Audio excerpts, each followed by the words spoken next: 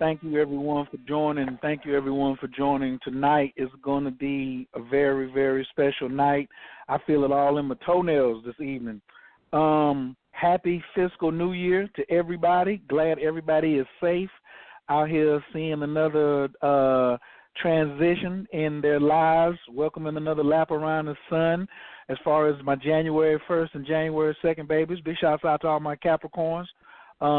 As you know, I'm your host, Coach Khayr, Team Charleston. Tonight I'm in Atlanta, Georgia.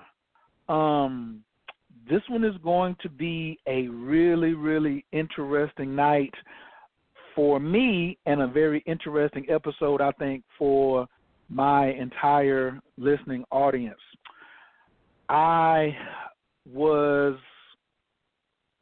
I've been investigating, I don't know how to even, this story might even start way back in like 2001, or maybe even back in the 90s, and I think the whole thing is going to run into what I probably would call sequence of events. I recently, just this 2018, my interest has been piqued in magic mushrooms. However, before that, expanding my consciousness has probably been my rule of thumb, my game plan, and my strategy since the mid-90s. And there's just been so much, I guess experiments for me to travel through and go through that it would only lead me to right here. So I'm not going to try to tell this whole story by myself. I normally got me somebody riding shotgun with me. I have an amazing guest tonight that's going to come on, Baba Kilindi. I'm going to bring him in with a crazy introduction tonight as what he is deserving. But I got to bring in one of my homies first who has been my compadre on a spiritual journey for quite a few years. Crazy way we even met and came in contact with one another, and the vibes that we have and the building sessions and ciphers is totally amazing. I'm going to go ahead and open up the mic real quick for my man, Fire Water. Yeah, peace. Love, peace, and happiness, wholeness, and fullness. Pleasure. It's a pleasure and an honor. Thank you, my brother. Thank you, my brother, for coming through tonight and helping me make sure I got this thing harmonized right here. We got some heavy hitters coming through tonight, and I didn't know if I can handle it by myself. I was gonna give it my best shot, but after more sequence of events and speaking with you last week, I was like, bro, you're gonna have to come in and help me out on this one tonight. No doubt. Yeah, it should be exciting. You know, the heavyweight, the OG, triple OG is on the mic, so we might not have to do too much talking. He probably got the whole thing by himself. Hey, man, that's wonderful, and I'm glad because I'm optimistic, just like you optimistic. I ain't going to hold up the floor. I'm getting ready to throw the spotlights on. I need everybody to get up out their seats, get on their feet for a master teacher, master student of the multiverse, world traveler. I call him a spiritual engineer. I call him a trailblazer. And as you said, Triple OG, one of the foremost minds in, I would say, the entire psychedelic field and realm of expanding consciousness and what I like to call DNA explosions. I want everybody to get on their feet and put their hands together for Baba Kilindi Iyi of the Tamarind Institute.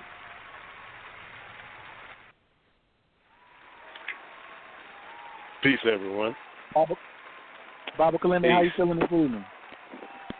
I'm doing pretty good. Can you hear me okay? Man, you're coming through loud and clear. You're coming through loud and clear like about 45 grams. Coming through loud and clear. Good. Got a little throat thing happening, so if I cough, please excuse me, audience. I'll try to duck away for a second, but I got a little cough, so trying to get that out of the way. So hopefully everything will run smoothly.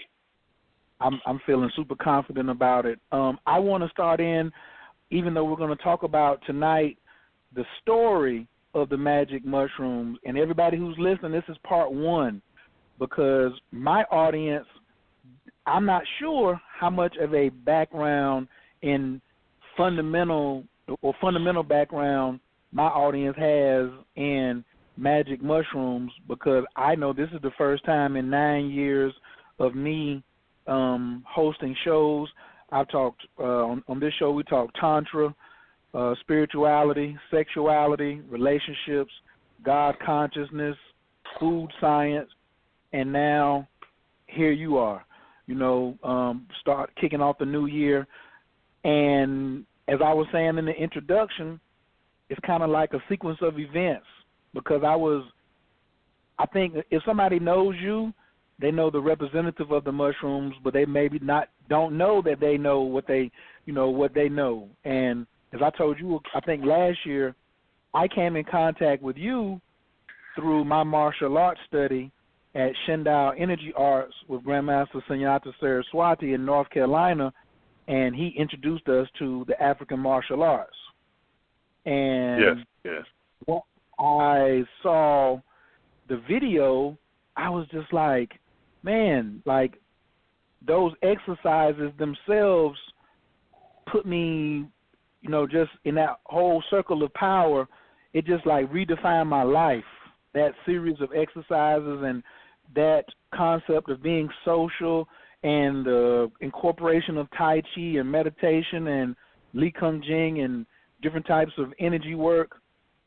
And little did I know, at the base of it was the mushrooms. I had no idea. Whether it was naivety or whatever. And when I finally got a chance to talk to you last year, I was just, wanted to just say how much I have been in appreciation of you for being a part of changing my life. And, at that time, I still was unaware of your relationship with the magic mushrooms and the psychedelic community. And I thought, hey, well, that's it. The brother helped me. He introduced me. His work, his body of work through the martial arts has reached me and countless others who I have shared it with, and my other fellow students have shared it with. And I was just like, man, this is just lovely.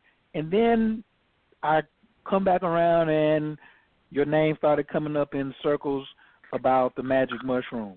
And I said, wait a minute. And so, I had to start doing more research and start digging. And you said all of the martial arts came from the psilocybin. But before we get to the martial art area, I just would like for you to, kind of like introduce yourself just a little bit. You ain't got to go too far, because I got a nice series of alley-oop, slow-pitch softball questions for you this evening that I think is going to help my audience and your audience go on a real fantastic voyage tonight. So thank you for coming on the show tonight, and please introduce yourself to my family, Mikasa Sukasa.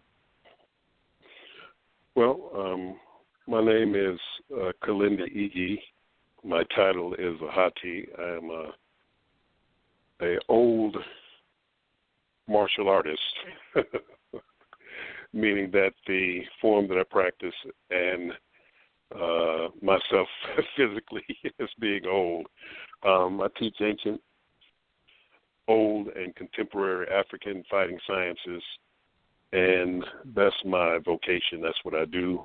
Inside of that, there is a entheogenic or psychedelic or hallucinogenic component of which all ancient and traditional martial arts utilized. Most of the martial arts that we see today are not ancient martial arts. They are modern martial arts, and they don't have that sensibility of the utilization of the power plants in warriorship. If some people have read or been familiar with the Yaqui way of knowledge or the works of Carlos Castaneda in dealing with Don Juan, a separate reality and things like that, it's in its higher levels, much of things like that. In other words, what you would call sorcery, alchemy, and the like. So when I talk martial arts and when we talk about the higher levels of martial arts, we're talking about entheogenic training or training on a different level of consciousness at a heightened level of consciousness utilizing the ancient power technologies that we gleaned from prior times. In other words, there have been 7 major cataclysms that have destroyed the earth and brought human beings to a very low level as far as numbers are concerned, and several that basically took humans out altogether. And we have only a few relics left from the times when before the last flood, which would be called the Younger Dryas.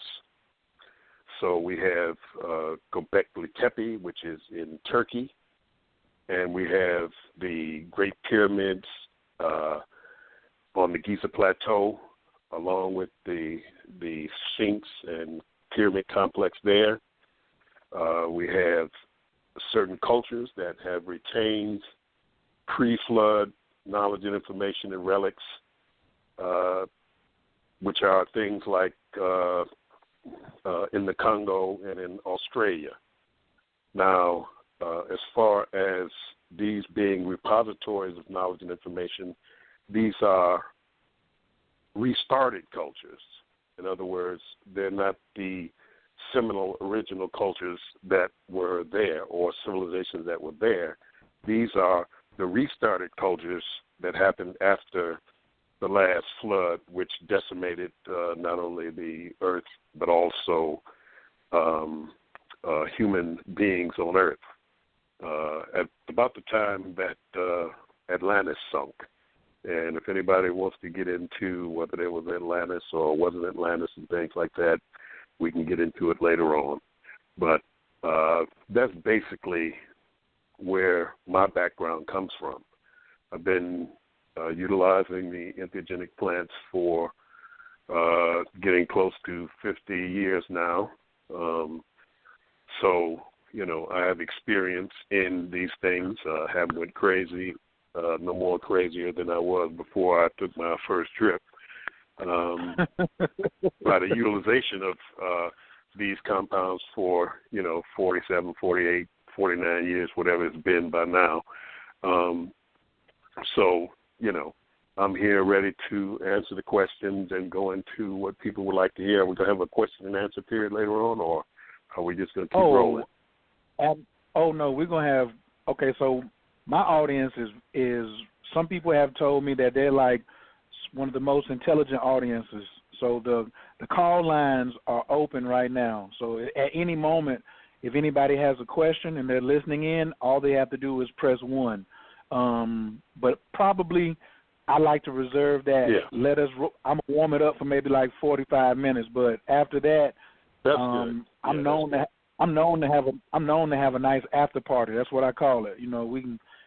You never know who may show up in here this evening. So the call-in number, if you listen online, is 917-889-3803.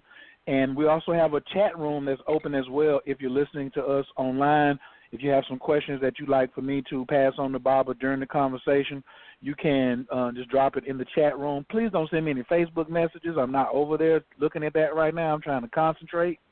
But, yes, that's kind of how we roll. And I want to start off with the first question is take me all the way back 40-some years.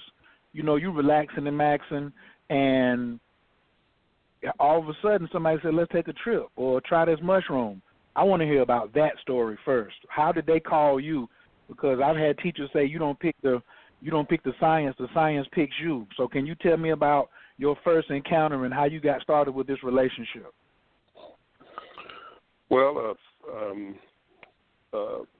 on the next street from my girlfriend at the time, her best friend's brother, who was a couple of years older than me, but several years older than them, had went to Oaxaca in Mexico to experience what they called at the time the food of the gods, where a man by the name of Gordon Wasson in 1956 went to Oaxaca and experienced the magic mushrooms that he got from a curandero by the name of Maria Sabina, who was a woman who had what was called the latest, which were magic mushroom ceremonies at her home in Oaxaca in Mexico. So he went there in 1970, him and another friend. They came back. He came back, and he brought some of the magic mushrooms, the food of the gods, with him. And we were there at the house talking and, going over things, that really weren't prominent in the black community at the time, such as vegetarianism and things like dealing with different healing modalities, martial arts, things like that. And he said, let's try it. Let's go to the backyard and try this. So we went into the backyard.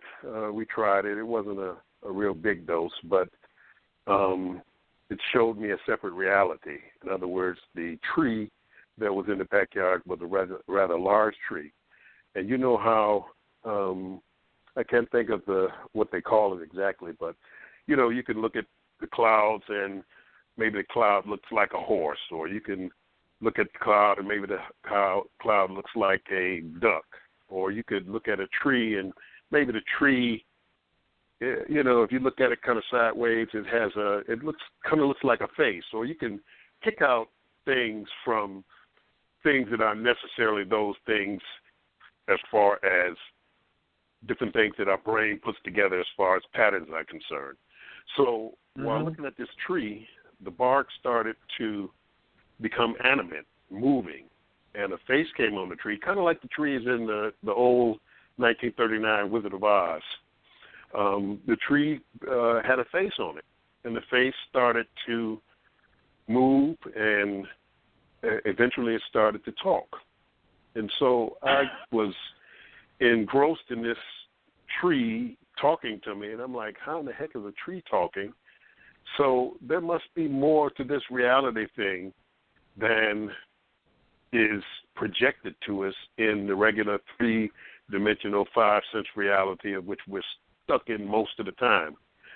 So that kind of set me on the journey with magic mushrooms. I mean, I had some acid prior to that, but this was a little different because the acid trip was basically patterns and movement and geometric and vivid colors. This was a little more content-driven in the natural realm and the natural world and things like that. And over those years that, I've been traveling, the rabbit hole just gets deeper and deeper. There's no end to it. It moves into hyperdimensionality, into the structures of the universe. It goes into things like nanotech and femtotech, zeppotech. It goes into below the Planck length, into the infraparticles, into quantum mechanics, into artificial intelligence, into simulation theory of the universe, into the multiple universal theories and things like that turn out not to just be theories, but to be actualities. But you have to subjectively take the bioassay to be able to do that. So that kind of started me off on the journey of the magic mushroom. Okay. That's super interesting. Quite like my experience. I'm going to ask you this question. I don't know if anybody asked you. My first experience on mushroom, the first word out of my mouth, because I was like enjoying myself, was wow. Did you have a wow moment?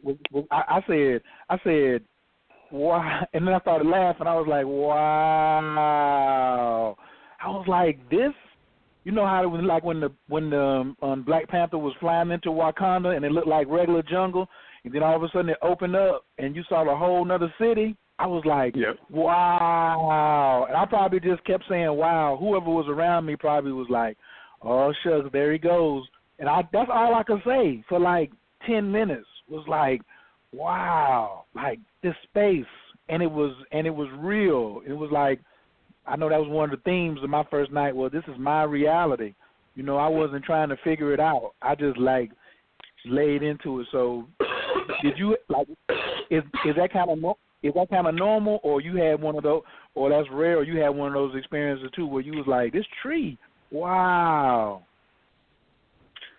Well, I don't know if I said wow, but my brain was definitely saying wow, because this was something different. This was what they told us was impossible. This is what they told us when you were a child and you said you had a imaginary friend or a something like that. They said, fool, it ain't no such thing as that. It ain't no such thing as this. It ain't no such thing as that. It ain't no real magic. That's just a movie. Those type of things people would say. But to come to your adulthood and find out that these things are real, these things are something that you can experience, and something that you can gather knowledge, wisdom, and information from. So, I've had many wow moments. Okay, I'm gonna lead up to that too.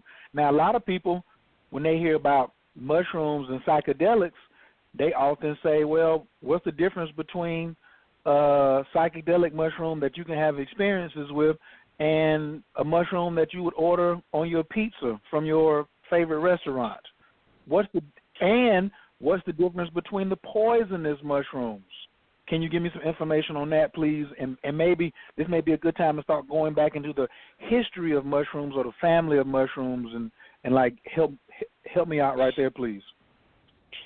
Well, the hallucinogenic mushrooms have different chemical constituents inside of it, which affect the mind and the brain.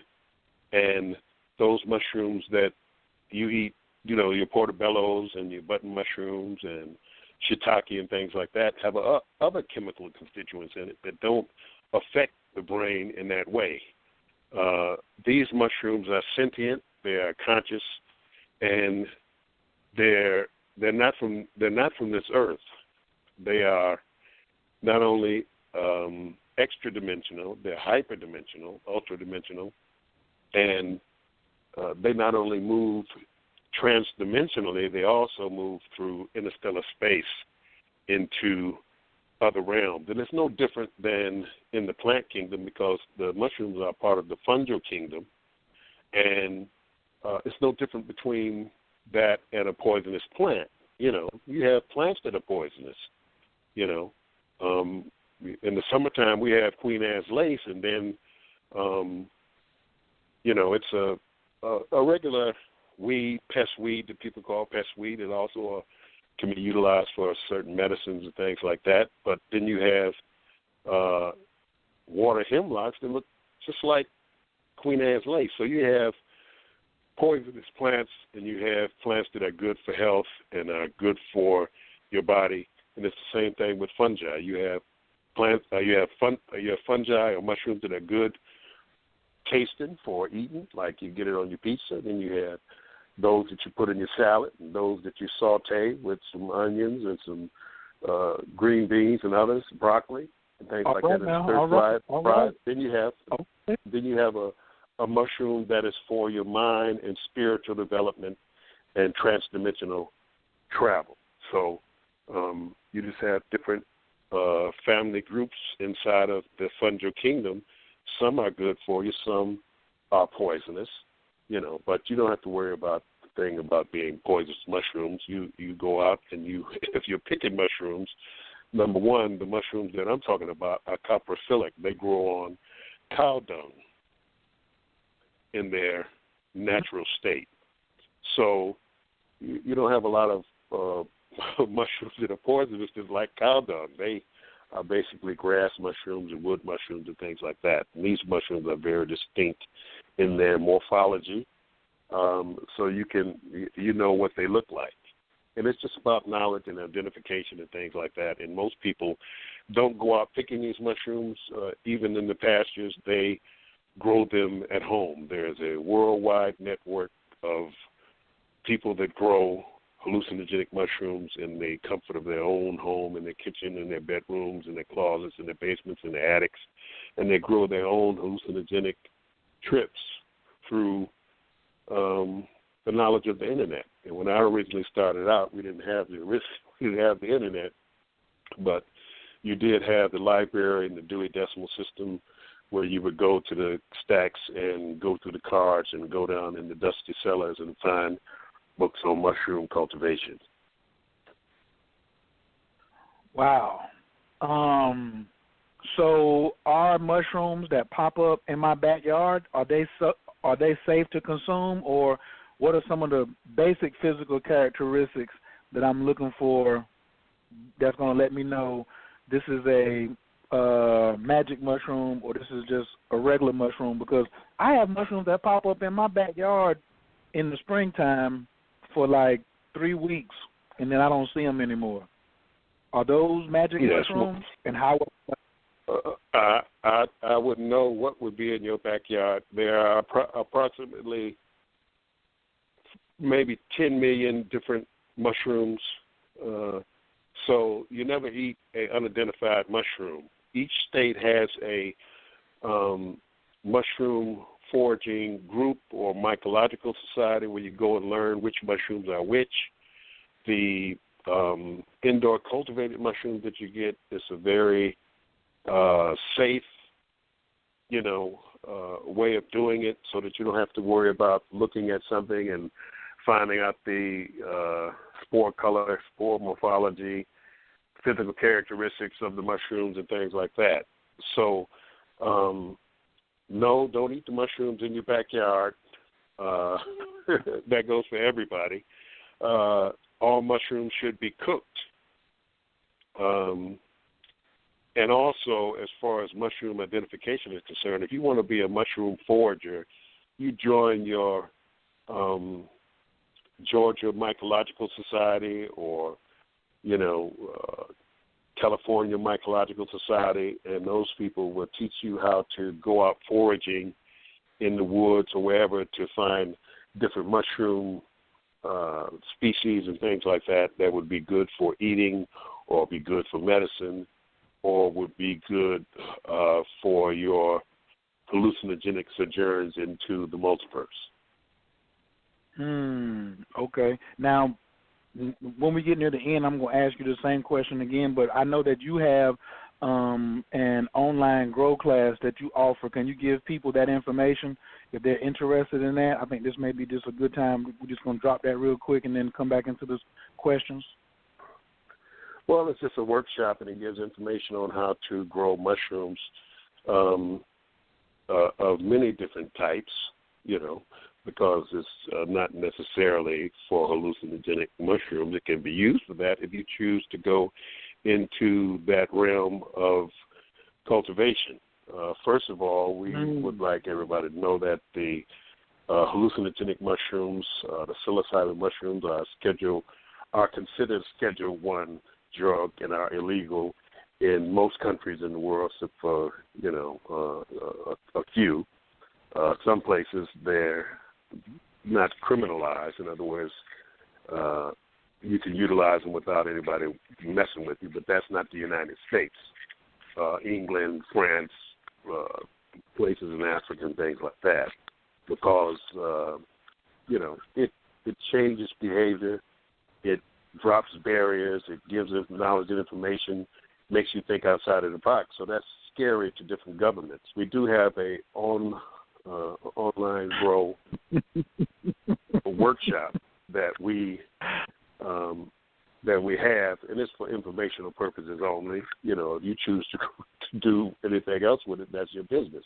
But you can get me at my email, which is kilindi@hotmail.com. That's Kilindi, KILINDI @hotmail.com.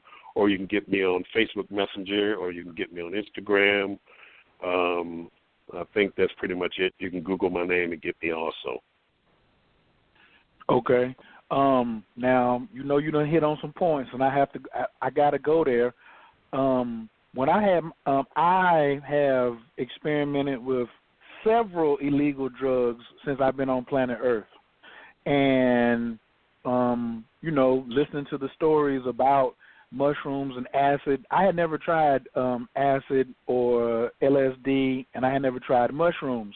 And, like, I guess now my hindsight is listening to uninformed folks. I had some very severe prejudices, just like maybe when your parents are like, hey, you shouldn't have sex before this age because this will happen to you, which were all a lie. You know what I'm saying? They were just scaring me, trying to scare me into being responsible. Or, I tried, when I was young, I had tried cocaine, but cocaine started off for medicinal purposes, and then when it started being abused. But when I had my experience with mushrooms and I had my wow effect, one of the biggest wows was when I touched back down on earth, how elated and how good I felt. Like there was no weed after effects or cocaine after effects or alcohol after effects. For something that made me feel this good, and I do understand a government is afraid of free thinkers. And when you have a large population of free thinkers, there's going to be some problems with the establishment trying to keep them under control. But, man, why are they doing that? Why, like, what kind of problems is this spore causing and fear? All these big powerful governments has got nuclear weapons and lasers and all this other kind of traveling into space. They fear this spore? Can you talk about that for a second? Well, as you can see from the disruption that basically came from the knowledge of the mushroom that produced the turbulent 1960s, even though LSD was the flagship entheogen of the 60s, mushrooms was the initiator.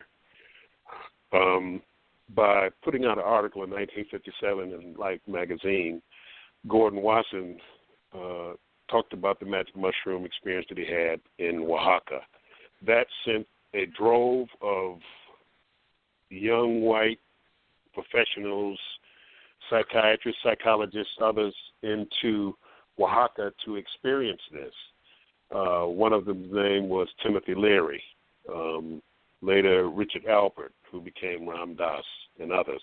Then people got into basically LSD because Gordon Wasson created a relationship with Albert Hoffman, who was the synthesizer of LSD, because mushrooms, you needed, the right grow parameters and had to be the right temperature, and you needed some cows, and nobody knew how to grow it. It came from nature. But LSD, to, not very smart grad students over a long weekend could produce 1 million hits of LSD. So it became something that was disruptive to society. You had then the 1960s, which, 67 was the summer of love, where you turned Wally and Beaver Cleaver into somebody who no longer had the bush cut, penny loafer shoes and things like that. They had blue jeans with holes in them, didn't even wear shoes, grew their hair long, said love, peace in the middle of the Vietnam War. Instead of picking up the gun, they were taking flowers and putting it in the barrels of the gun. In the Ashbury region, many things that were taboo up until that time, people started to let go of those particular prejudices. And you had then Richard Nixon and a pretty bad B actor who wanted to be governor of California, and, he said that if you make me governor, I will get rid of the hippies in Northern California. And so Richard Nixon started the war on drugs. And that's what really started a terrible mess because, number one, psilocybin, the mushroom, is not a drug. It's a natural fungi of the earth, of which there are many thousands and hundreds of thousands of different types of, many thousands of different types of mushrooms that grow naturally in the natural world, in the natural environment. So Richard Nixon's war on drugs is what started the assault against the natural entheogens and those things that were societally disruptive in the minds of the military industrial complex. But most people don't know that prior to the Summer of Love back in 1963, LSD saved the world and the country at least one time. The president of the United States at that time, whose name was John Fitzgerald Kennedy, who beat Richard Nixon in 1960, at the time of the Bay of Pigs, his primary mistress, Mary Pinchot Meyer, introduced President John F. Kennedy at that very crucial time prior to that Bay of Pigs incident, and also the time of what was called the Cuban Missile Crisis, introduced John F. Kennedy to LSD. So John F. Kennedy and his principal mistress, Mary Pinchot Meyer, were snorting cocaine, smoking bud, and dropping acid in the Oval Office of the White House in 1963. And his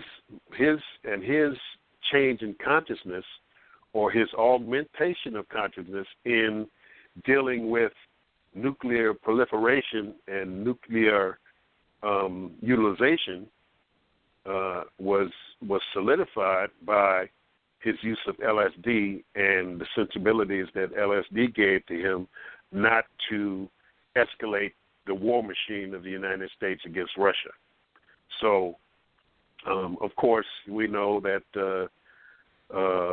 John F. Kennedy was assassinated in Dallas, Dealey Plaza, and that was one of the reasons why, because he was dropping acid and not pushing forward into the next level of the military-industrial complex, which was the Vietnam War. So he was shot in Dallas and killed. And a little while later, his principal mistress, Mary Pinchot Meyer, who many said was the only woman sexy enough to take John F. Kennedy from Marilyn Monroe, if Bobby didn't do that. But she was in Georgetown and was assassinated, double-tapped on a trail in Georgetown next to a river where she was assassinated also.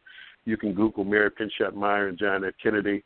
It's documented.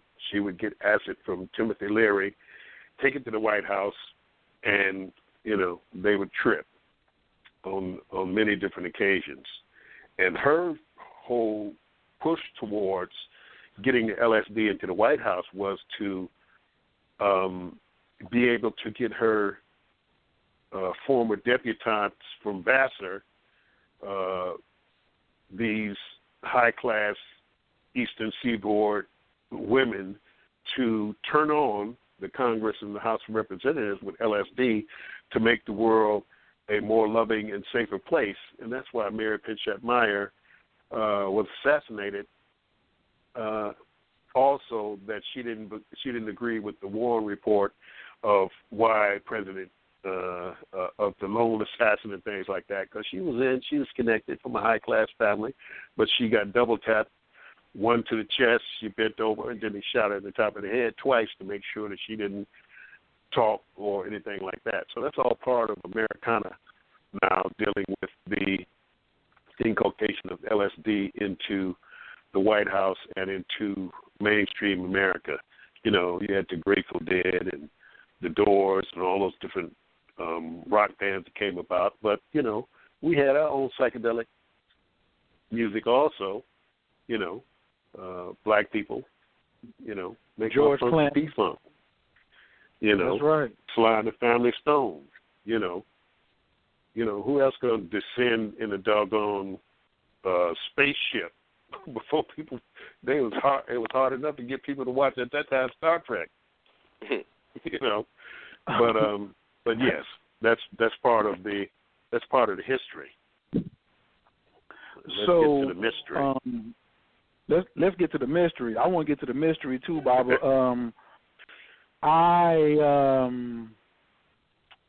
So I want to talk about conditioning.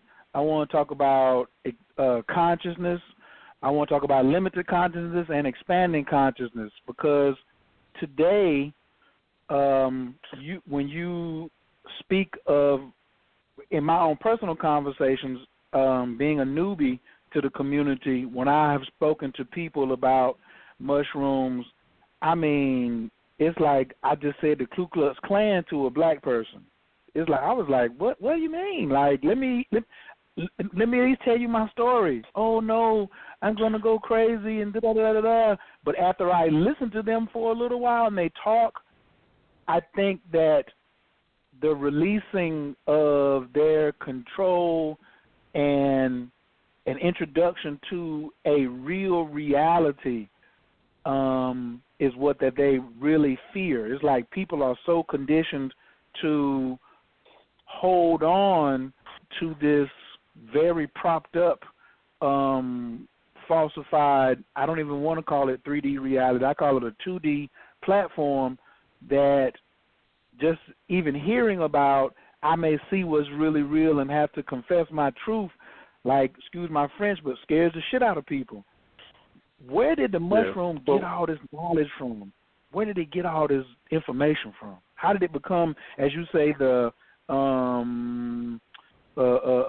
repository of knowledge? How did that happen? Well, it is an access point for the Akashic records, which at the end of the 19th century, early 20th century, the Theosophical Society adopted as the Akashic records. What the thing is that people are afraid. They've been under a 40, 50-year propaganda campaign. You know, this is your brain. This is your brain on drugs.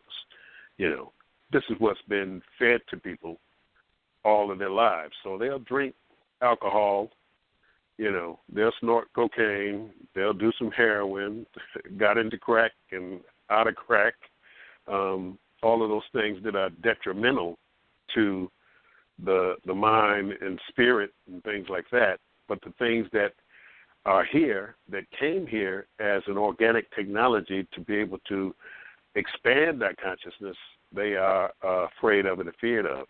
The oldest physical records that we have of hallucinogenic use comes from the African continent, from Nigeria, from Algeria, and from South Africa. These are the oldest records that we have. Some going back prior to the Younger Dryas impact, or the Clovis impact, which it is called. These records are stone cave paintings and carvings that are still there that people can go and see what the people were doing thousands and thousands of years ago when they encountered on the newly formed grasslands of the African continent hallucinogenic mushrooms growing on the dung of ungulate animals that were in places like the Sahara at the time where it was still green, where they had rivers and tributaries and streams and creeks and great lakes that were formed after the time of the Great Flood. So these things are hundreds of thousands, millions of years old in our consciousness.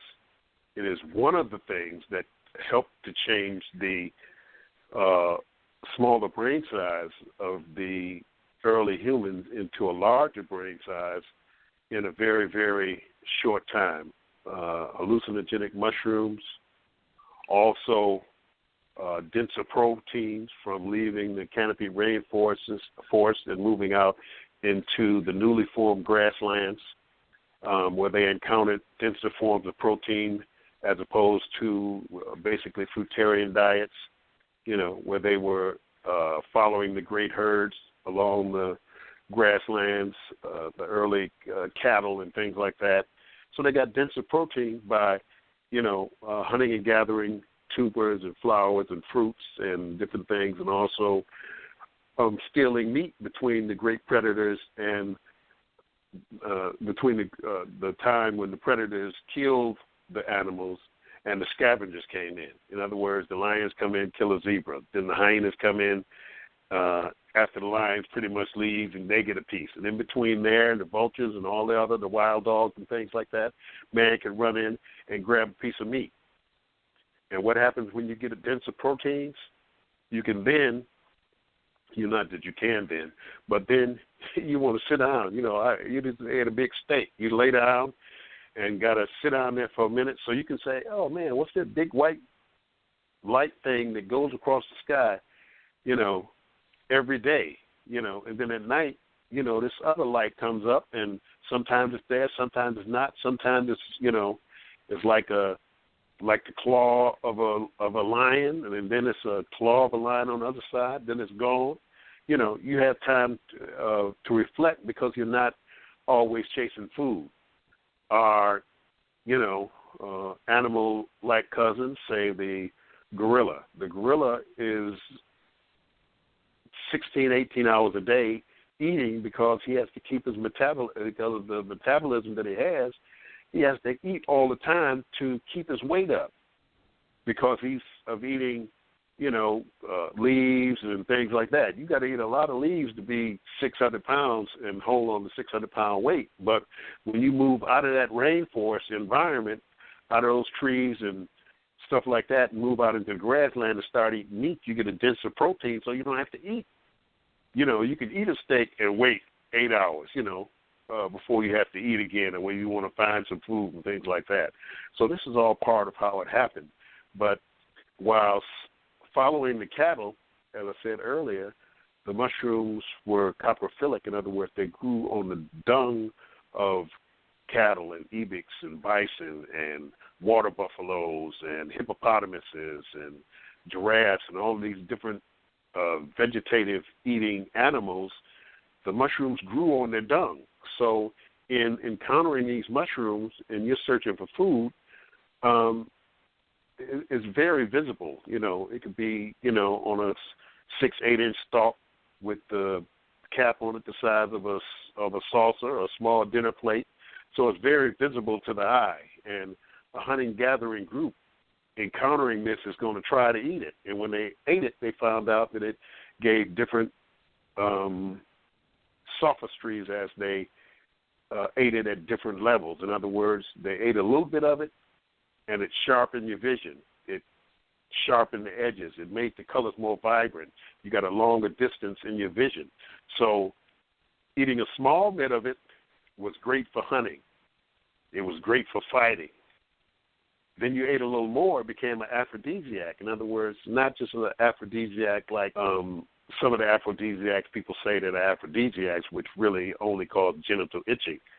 The mushrooms at medium dose is a central nervous system arousal or CNS arousal.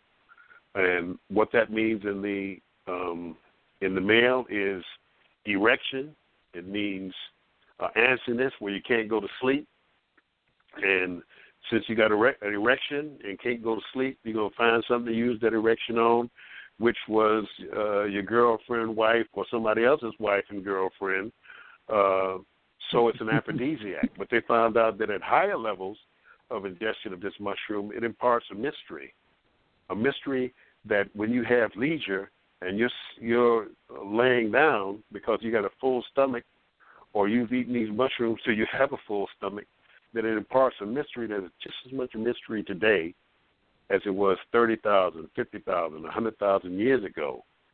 It brings about knowledge and information and novel states of consciousness, exotic creatures, novel creatures, things that aren't in the physical record of normal consciousness. And we know this because when we look at the cave paintings such as the Tassili Plateau in Algeria, in Africa, they painted on the walls of those caves what they saw. and they would paint giraffes, and they would paint themselves dancing, holding mushrooms, with their heads turned into mushrooms. They would paint rhinoceroses, and they would paint different things on the walls of what they saw, but they also painted things that they didn't see in their normal physical environment. They painted what they saw in the environment of the trip, in the environment of the ingestion of the mushroom. That's why you have at the Tessili Plateau in Niger thousands of different renditions of things that are not in the physical environment. In a time when nobody on earth had a shoe, they paint a picture of somebody with boots on, with pants with a belt, with a suit with gloves on it, and a helmet. Now, that's not in the normal environment, you know. So where did they get this from? You don't just walk around and one day say, you know, you painting a naked person. You've been painting naked people all this time for 1,000 years on the wall. Your ancestors were painting naked people. Then all of a sudden somebody say, you know what, I'm tired of all these naked people. Let's put some pants and a shirt and some boots on this person, a boot with laces on it. You ain't never seen no boots with laces on it because ain't nobody on earth wearing no shoe. Y'all walking around shoeless. So where did they get this from? That's no different than walking around one day, you ain't got no house, you hunting and gathering, you by the fire to keep warm in the coolness of the evening. Nobody on earth got a house, and then one day you say, okay, you know what? We're going to go 200 miles down where all these rocks are, and we're going to make a chisel out of copper and a wooden hammer, and we're going to take 2,365 blocks, and we're going to bring them 170 miles to another plateau where it's a nice flat rock. We're going to flatten the top of the side of this mountain, and we're going to stack 280 million blocks, some of them the size of your front room, weighing close to 100 tons, and we're going to stack them on top of each other, build a pyramid, then cut limestone, cover the pyramid, and that's what we're going to do, just because we ain't got nothing else to do. And without any precursor of this happening, we're just going to make this thing, because they were tripping. They were under the influence of these entheogenic, psychedelic, hallucinogenic plants where they got the information. People will fight because they, you know, people talk about Eric Van Daniken, Chariots of the Gods. They say that Eric Van Daniken said that the spacemen built the pyramids. No, the spacemen didn't build the pyramids. The same people that were in that area thousands and thousands of years ago built the pyramids, but they built it with the hyperdimensional technology and knowledge and information that they got from the mushrooms, because the mushrooms had that, because every creature inside the dimensionality of this galaxy and beyond into the infraparticle realms and into the macro realms, every creature that ever took the mushroom deposited the information that it had into the mushroom, which hyperdimensionalized that into a record hall that is accessible by sojourning with this mushroom. So they got that information on how to do these things from these mushrooms, and also from the DMT compendium, of which what they call the tree of knowledge or the tree of life, which was the Acacia nilotica, which in its root bark contains the same constituent that is in the mushroom, dimethyltryptamine, which is an endogenous and exogenous neurochemical. In other words, exogenous outside of the body, endogenous inside of the body. DMT is what is produced from neuromelanin to be the most powerful psychedelic that there is, and it's contained inside of the psilocybin mushroom. So they got the information on how to build pyramids, tekens, bin stones, obelisks, Hippo-style hall temples from the mushroom, how to align with stars that they couldn't even see. like the Dogon. You can't see the doggone Potolo, which is the stars in the Sirius star system, Sirius B and Sirius C. You can't see those with the naked eye because they're invisible. But sitting in the cave, the Hogun of the Dogon, sitting in the cave in complete darkness, pumping melanin and converting it into pinealine, harmine, and harmala, and DMT, looked at the inside of the cave, the trajectories of the stars in the Sirius star system, and also see the planets in the Sirius star system, which nobody talks about because you can't see those with the Hubble telescope.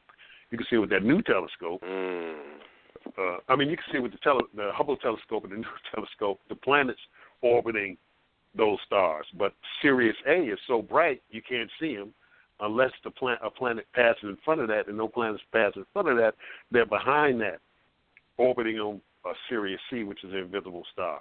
So sitting in the cave in darkness, pumping melanin, converting that melanin into DMT because he's in an environment where there's high CO2 in the cave and not a lot of oxygen, CO2 and melanin, converting those things into DMT, utilizing pinealine as a endogenous monoamine oxidase inhibitor, utilizing DMT. He can look at the blackness inside of the cave and see what's going on in the galaxies and solar systems all out in the macroverse. Whoa. I need a sound effect on that one right there. Like you just brought the angles down right there about real. I ain't want to. I could have hit you with one of these.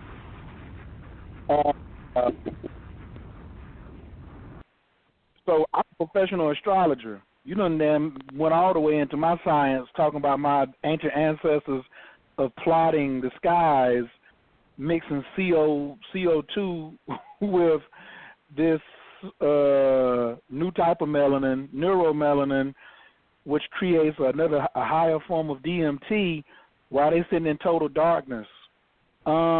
Is this where they dark get room technology?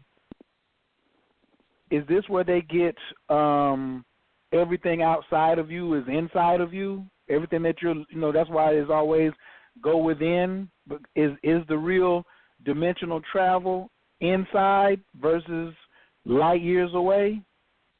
Is the real edge of the universe in me, or is the real edge of the universe out there?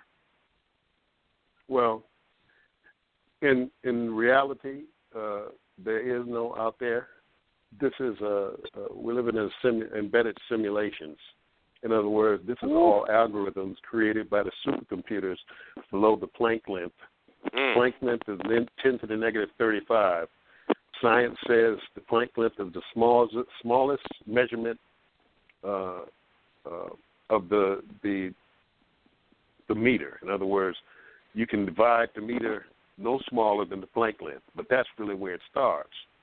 So the computers that run and generate the reality that we exist in the macroverse, all of the whole universe, spread out, dark matter, dark energy, stars, atoms, electrons, protons, neutrons, all that kind of stuff, muons, gluons, all that kind of stuff, all of that put together is run on a computer program inside of a computer that is so small that you could take a gajillion of them and put on the head of a pin, or you could put a gajillion of them on the top of an electron.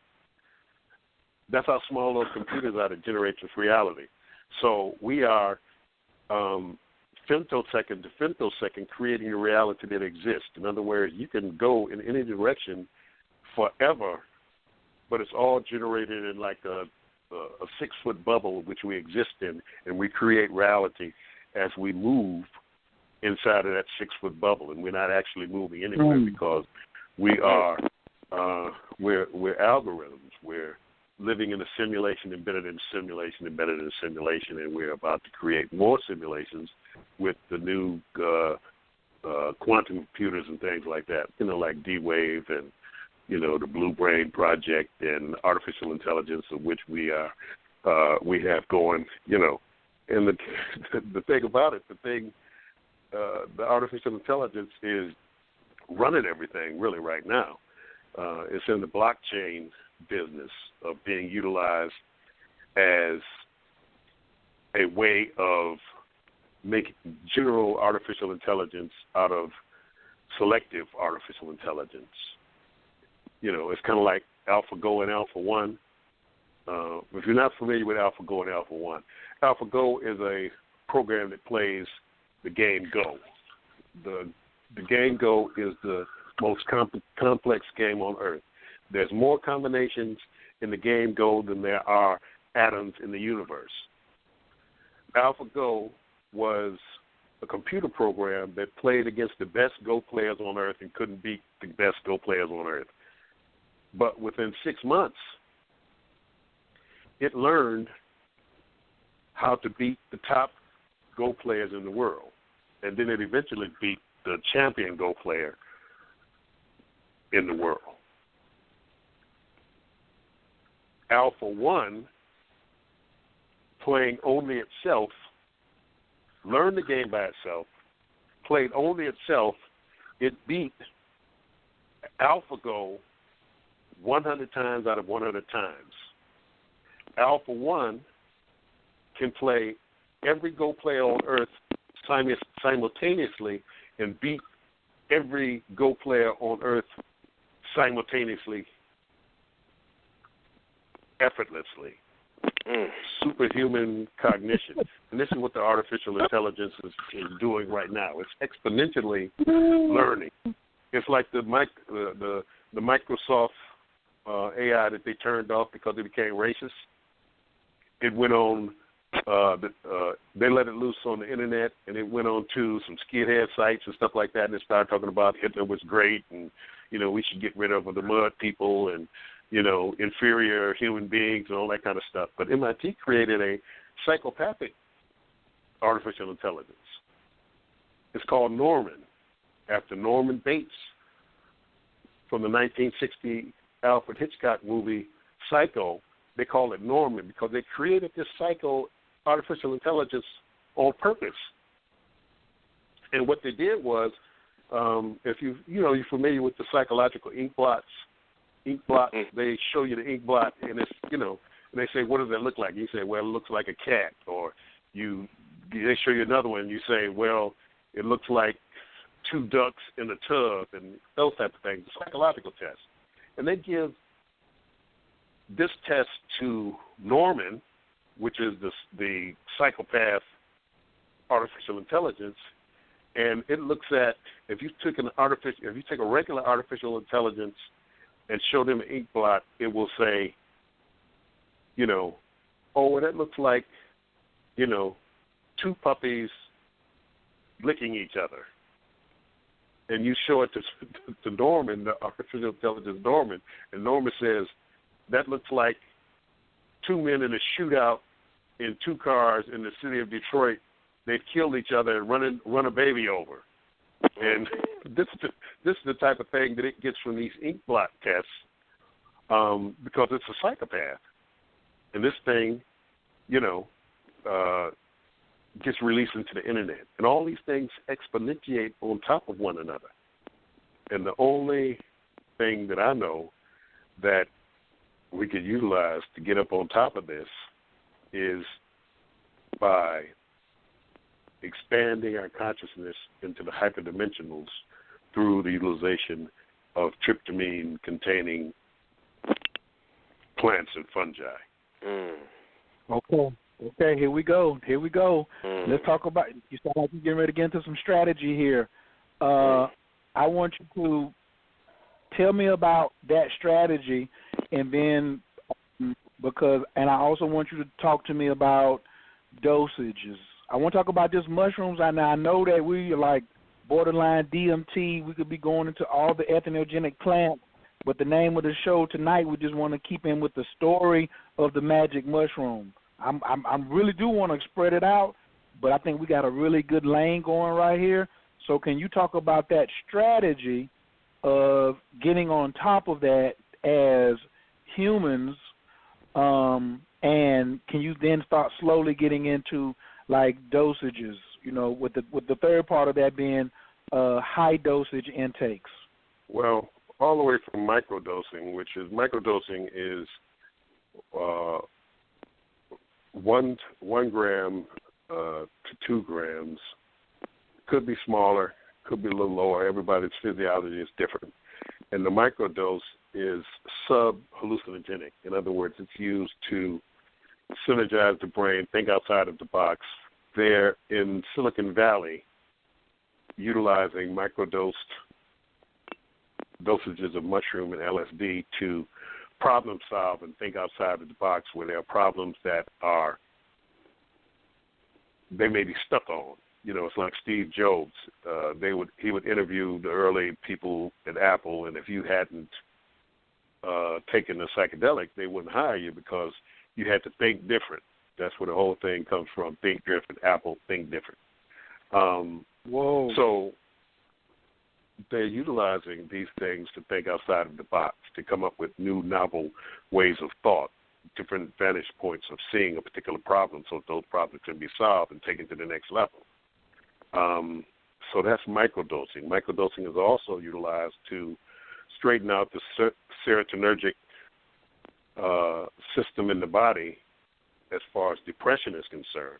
Also for post-traumatic stress disease, for epigenetic trauma. In other words, trauma that you may have because your grandmother was traumatized, that entered her DNA, and through epigenetics, this trauma passed into your mother, and today it's being manifest in your consciousness, in your body today, because if your grandpa was somebody chopped his leg off and beat him, you have that particular stress in your body, in your mind, in your spirit, because you are your ancestors, so you carry those things. It can be utilized to deal with epigenetic stress and epigenetic difficulties in your mind. You may be acting out because your grandmother was raped, or your great-grandmother was raped, or your mother, was beaten at a particular time of a pregnancy. And those stresses go into the present generation and passed on to the next. So to deal with those things, hallucinogens, mushrooms in particular, can be utilized for that.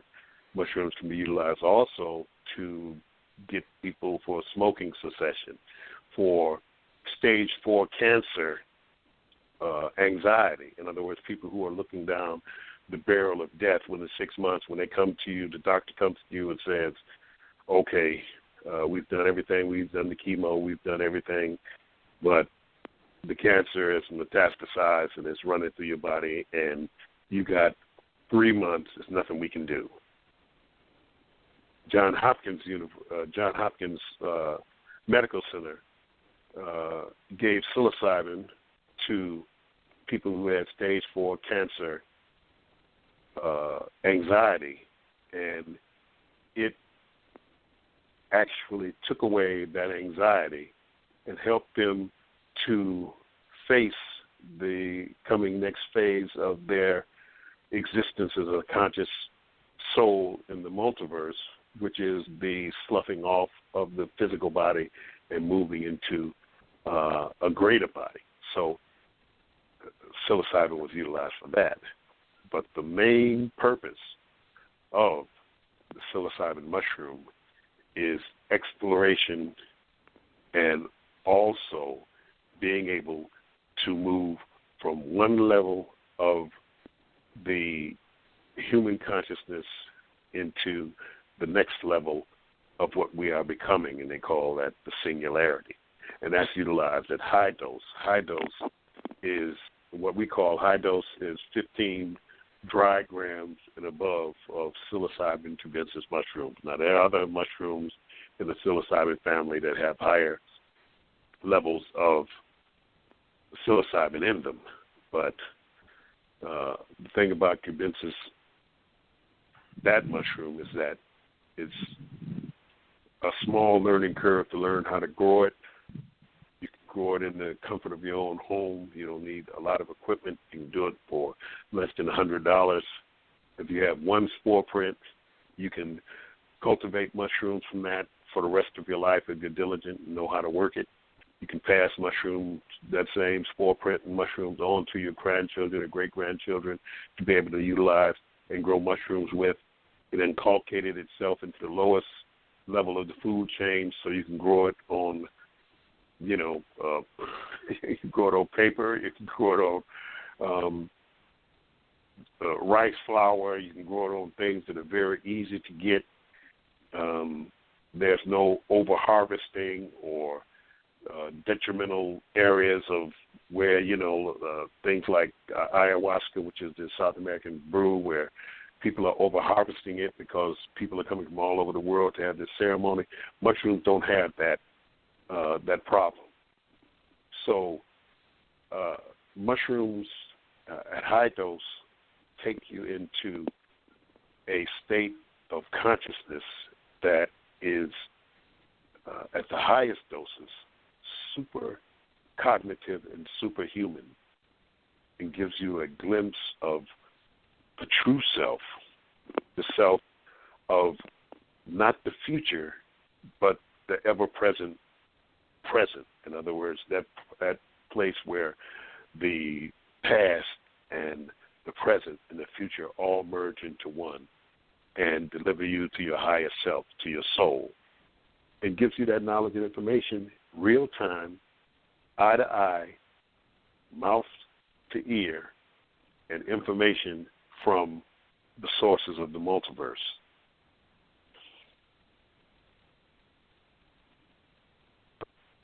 Baba, is this singularity that you are mentioning, Firewart and I were talking the other day about, quote-unquote, the grid,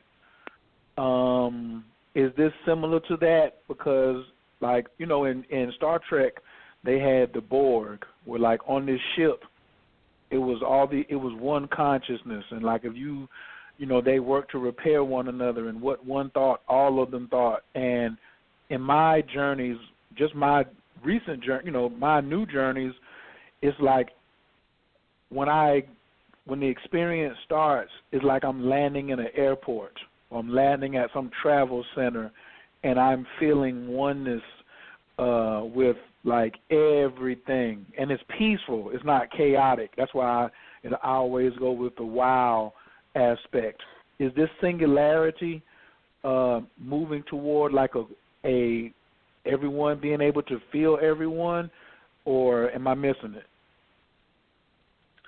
Well, I mean, the singularity is not quite like that. They are standalone systems. Everything is not connected to everything. There are systems that are so foreign, that are so far away, that are so different, that are so unusual, that are so crazy that they have absolutely nothing to do with that. Now, there are segments of oneness that you feel a oneness with all things, but that oneness with all things are only the things that you have a oneness with. There are other things that don't have that. And everything is not peaceful. Everything is not bubbles and fairies and love and oneness and peace and things like that. There's also, just like, in Dr. Strange said it, when he was popped in his pineal gland, knocked into his astral body, and he went out into the trip, or really traveling on the way to the trip. The ancient one told him, he said, there are places that are in the multiverse that are beautiful and wonderful, and everything is just peaceful and loving. But then you have places that are older than time, that are malevolent, and that are horrible, that are monstrous inside of the multiverse. And the mushrooms prepare you for all of those different things. And I think Terence McKenna said that mushrooms are very agreeable and nice with beginners. because it's trying to suck you in. But then one day it'll say, you know something? I've been showing you all this nice stuff. Let me show you something a little different. And then that's where your power is built. That's where your tenacity grows. That's where your fiber is included into your being, and every cell of your consciousness becomes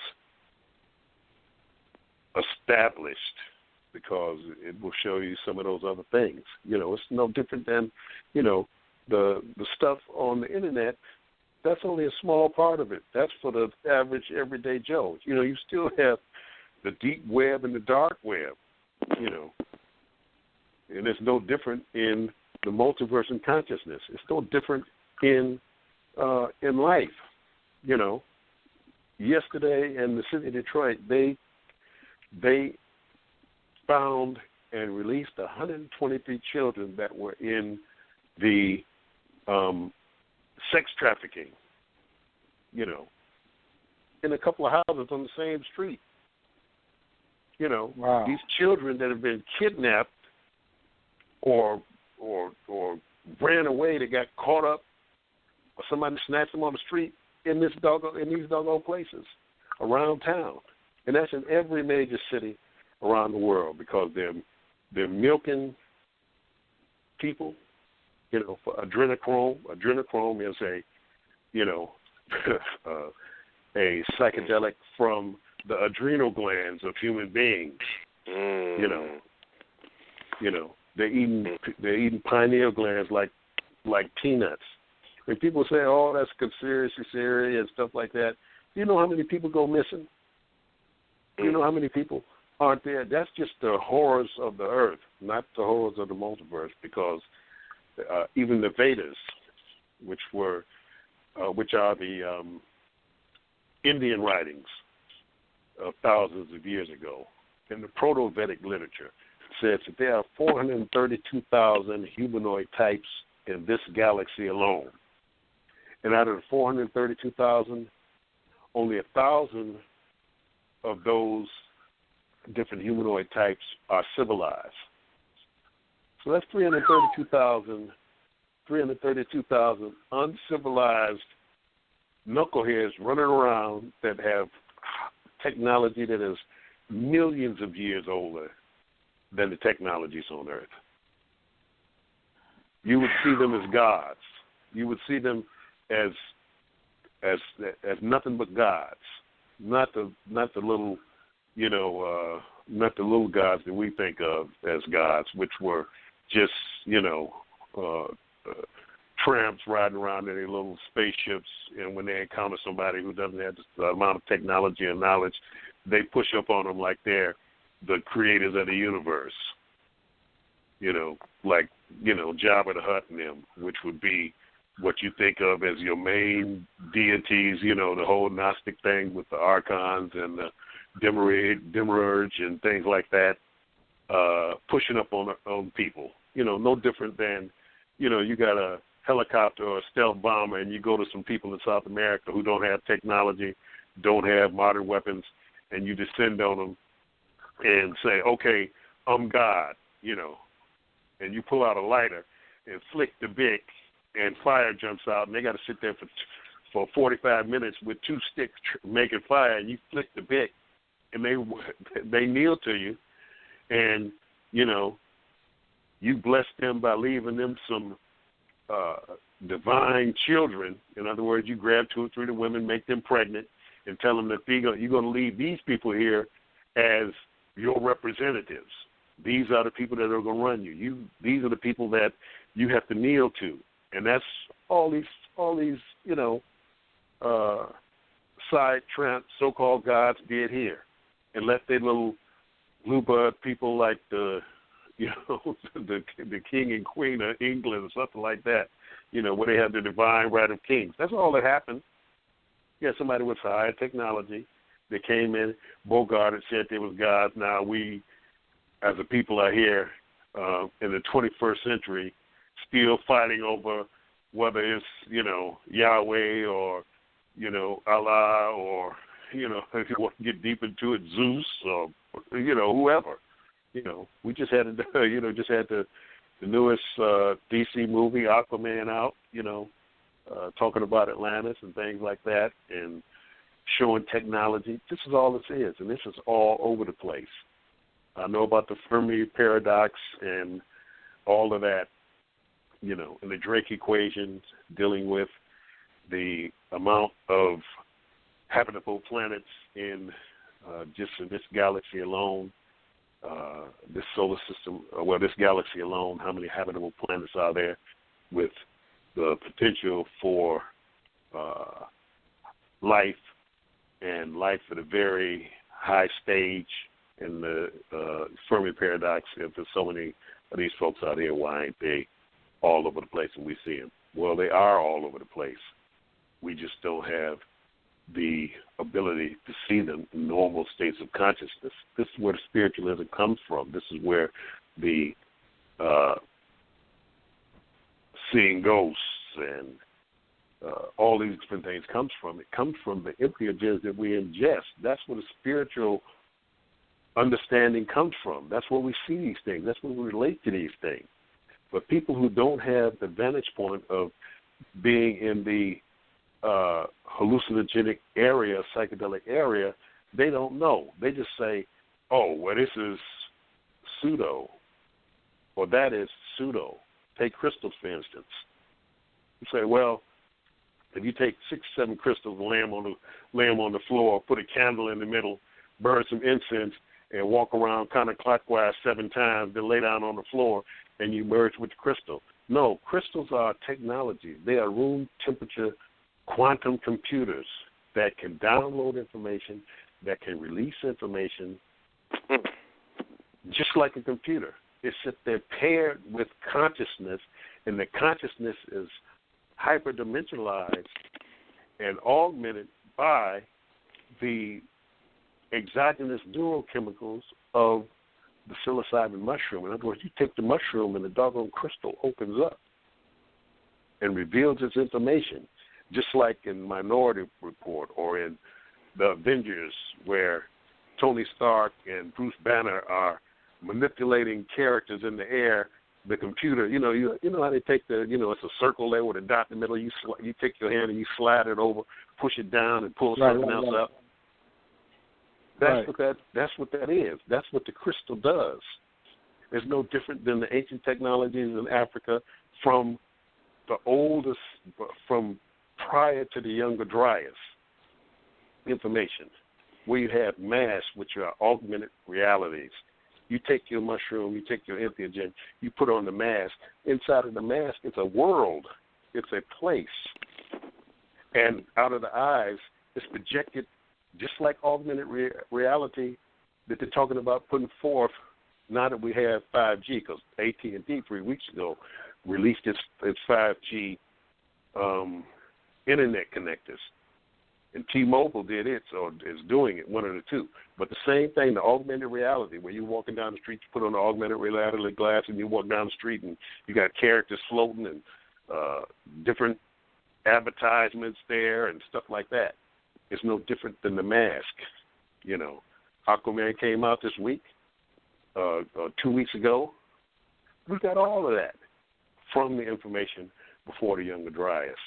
They have the festivals in Africa where the fishermen go out and show their powers of the fishermen, how they control the waves, how they calm the sea, how they call the porpoises and the sharks out. And what they do is once a year they go out and they show their powers and command over the sea. They go out and a guy will walk out into the water and just keep walking out into the water until he goes under the water, stay there an hour or 2 hours, and come back out of the water 2 hours later with fish in his hand. Or where they have the Sorcerers Festival, where the sorcerer go out, they'll build a raffia hut. Raffia is like grass. They'll build a hut. The so-called, are you there? Yes, I'm here. Oh yeah. Okay. The so-called medicine man, which today they call shaman, which would be many different names in the traditional societies. They have their own names for them, Babalao and all that kind of thing. But what he would do is he'd go and sit in the hut, and they set the hut on fire, and burn down the ash. They play the proper rhythm with the drum, and he'd come out the ashes dancing, smoking, with his clothes, with his clothes still on, his clothes smoking, on fire, and he dancing. These type of things that you can go see today, but it's not revealed to everybody just because you want to come out there and see something. Most people don't even know that these things still exist. The information prior to the Great Flood.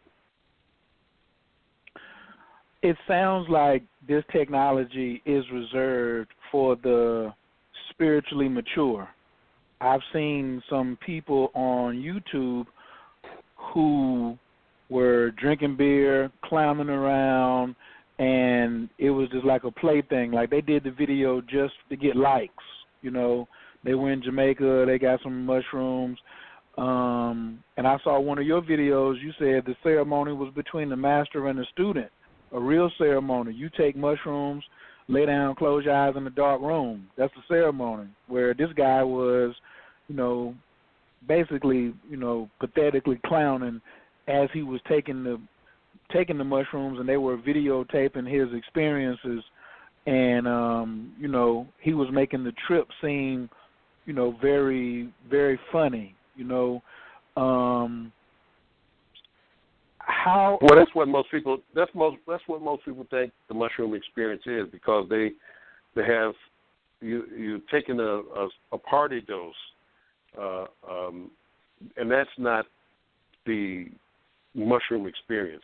Most people, 90% of the people that have taken mushrooms for the last 10,000 years have never gotten close to a true mushroom experience, because they, number one, never taken enough.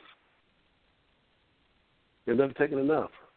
The ones that have taken enough, that have a full experience, I'm not going to say that they don't have an experience, because many of them do, but a full entheogenic experience is something light years away from what 90% of the people who've taken mushrooms have taken. And that includes LSD, breakthrough trips of DMT. Most of the people are faking the funk. It's the thing now. Because people are going, the stars are going, businessmen are going to take ayahuasca and eat mushrooms and things like that. You eat a little itty bitty bit, and you now at the party, you can, when folks say, well, Harry, there's this thing called ayahuasca down in South America, and Babs and I went down there. We had the ceremony. We went out in the jungle in the huts, and we sat out there for 3 days, and we had a very spiritual experience. And the person can say, oh, yeah, I went to Brazil and did it with the Santo Daime people in Brazil. And, yes, it was a wonderful experience. Hey, and Harry, have you ever taken magic mushrooms? Yes. We took magic mushrooms, and we sat and, we all, sat in front of the candles and things like that. That's not what I'm talking about. I'm talking about something that is profound, something that is beyond the ability to be able to verbalize the experience that you are experiencing. And I'm talking about once you get in, I'm talking about alone in the dark. Nobody to hang on to, nobody to call. Nobody's going to say, it's all right. I'm talking about facing the darkness, naked and alone, without anybody else there, without anything else there. All you have is your consciousness to hold on to and experience something that's real. And so you can lie to everybody else. You can, I'm the tough guy, I'm this and that, I do, because I've had folks who, martial artists who are, just monstrous martial artists, will break anything and anybody and stuff like that. And they've taken a little bit of mushrooms. What's a little bit different? How many grams? Just broke. I mean, we start out at 5 grams. Okay. In places in the world, that's where children have their experiences. Some at 6 years old with those type of doses, 5 grams and things like that. Children start out with 5 grams. We start everybody out with 5 grams, and then you inch your way up gradually over time. And I'm not saying that 5 grams is nothing, because 5 grams, anybody who takes 5 grams of mushrooms has my respect. But I'm saying 5 grams is not the end, is not the hero's dose and all that kind of stuff. 5 grams is the beginning. It gets your feet wet. You go out to the beach and you on the shore, and you kick the water around. You're throwing the beach ball. The dog is catching the frisbees. Your children are out there. You're holding their hands so they don't go out too far. No, I'm talking about where they take you out in their helicopter, and you got that suit on so you don't freeze like the Navy SEALs or the frogmen, and they take your butt all the way out there where there ain't no horizon, and they drop your butt out there with the sharks and the eels and the manta rays and the sharks and all that kind of stuff. And then the helicopter flies away. That's what I'm talking about. It don't. And that way you can't fake the fun. It's real. Don't tell me nothing about it ain't no ghosts or monsters and all that kind of stuff. Because if you go in the dark and you take a sufficient dose of mushrooms and you're in the dark by yourself with no escape, because once you eat it, you got to ride it out. You in. That's what I'm talking about. That's where it begins. And I'm talking about doses 25 dry grams, 30 grams, 40 grams, 50 grams. You have people out here that's taking 70 or 80 grams trips, dried mushrooms. That's a mixing bowl full of mushrooms. Because these folks are pressing the envelope of cognition, consciousness, going where no one has gone before. Because your experience is going to be where nobody that has ever existed on earth in life has gone into these places, and you're going in for the first time, and you're encountering things that nobody has ever encountered. Nothing that has ever been seen before. Exotic places and creatures and entities that don't have any pattern that you can fall back on in the records of the human experience. This thing that just walked through my bedroom is nothing like anything that I've ever seen before. And it's looking at me like it want to eat me. The predator. So what do? When death looks you in the eye, what do? You're looking back in the eye.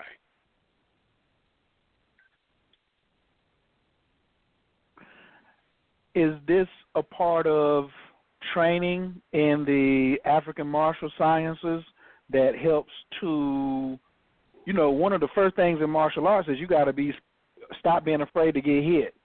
You can't never be in as you call it, a social situation if you're afraid of someone putting their hands on you or mixing it up. So are you saying you're going to have to be social with death when this thing or whatever your deepest fear is looking back at you? Because I can feel that a lot of the people that are listening right now probably just froze up and was like, I'm going to just keep microdosing the rest of my life. I ain't never going above 5. If he talking about that's waiting on me. I guess you get a chance to practice on what you're gonna get when you stop stop taking in air. When you let that last one out, you're gonna be standing right where you stand. You'll be standing right where you stand with the mushroom. And I'm not saying this to scare people, but what I'm saying is, don't be typing in on Facebook telling me that I don't know what I'm talking about, And these are things that I do, and I'm not the only person. And it's just right. not because I'm a big, bad martial artist, anything like that. We got people in there that taking them in their 80s. We got people who've taken them in their teens, you know, and people have gone in. They ain't have to be big, small women, small men. I'm large physically as a person, you know, and I'm not large, but you know, he's 6'1", 225, 230, you know. But you have women who, you know, 5'4", you know. Kai Wingo, who I have the most entheogenic respect for, who passed in 2016. You know, my entheogenic partner would take 25 grams of mushrooms. You say triple OG, she was a triple OG, you know. My wife, you know, my wife who passed in 2016 from breast cancer. He'd taken mushrooms several months before that, which made her face the reality of death at the last moments like a champ. You know, so people, you know, who are not in this realm of understanding of what's really going on and just want to, you know, just push things away and say that this ain't real or that ain't real. I'm not, you know, I'm not into listening to these type of things, because I travel, I go to see the things that I want to know about and understand. I don't just sit on the internet like most of these folks who don't want the real and just look at YouTube clips and try to make that an experience that they can pontificate on and act like they have some knowledge of some things. This is for the serious people who want to understand serious, legitimate spirituality, legitimate magic, legitimate consciousness expansion. You know, because we've gotten to the point we can't be playing with this no more. You know, I'm the grandmaster of this, and who sent you the grandmaster of this? Well, I said I'm the grandmaster of this. I'm the high priest of this temple. The high priest of what? Who? Where's your lineage to be the high priest of this temple? Oh, well, I read, you know, 6 or 7 books, and I'm the high priest of the temple. See, we couldn't do that when we, in the late 70s and early 80s, went to Africa, and I walk around saying, I'm an African warrior. And they say, well, you an African warrior? Well, here, take this machete, and I'm going to take this machete and let's see. Take this stick, let's see. Or come on over, we're going to take you to the wrestlers and see if you're a warrior. You know, I'm from Missouri. Show me. Don't tell me. You the high priest. You the high priest of what?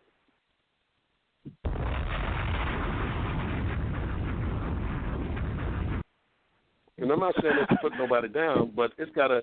We're in too precarious a situation to be playing with people and playing with people's lives and playing with people's families and things like that. Right. Bob, I got to ask the basic dumb question I think I wanted to ask about an hour ago. What is a ethanogenic, or what is a ethanogenic plant? Excuse my ignorance, so I didn't get to Google before. But entheogen is, I use those interchangeably. Psychedelic, which means psyche, mind manifesting. In other words, creates the mind. That's what psychedelic means. Hallucinogenic means to generate hallucinations, but it's not hallucinations in that they don't exist in reality, but novel states of understanding. Entheogen is entheo is inside. Theo is spirituality or deity, and gen is generate. Entheogen. to generate the spirit within or to generate the God within. We usually say generate the spirit within, but that's what an entheogen is. So entheogenic plants or entheogenic fungi generate the spirit within. That's what an entheogen is. Roger. Thank you. For my audience and for everybody listening, for me, I've always looked at, and I want to thank you for giving us such clear definition of what I call the basics. You know what I'm saying? Because and I think in the basics is where like the most advanced lessons lie. Like if you go study the Rosicrucians, by the time you get to the very top, everything they gave you everything in the first brochure. You know, they just laid it out. But I think one of the most important things that I heard you say was inch. Start with 5 grams and inch from there. You didn't say come be like me. You didn't say, you really want to try this and you ain't want to be no punk. Jump out there on 30. You said start with 5 and then inch from there. And so my translation is move at your own pace. Is that correct? I understand the power. I understand the power it is. We want to be responsible. You want to start and move gradually. This isn't to see who's the baddest. We're all groping in the dark, trying to understand what this is, who we are, what we are, where we come from, where we're going.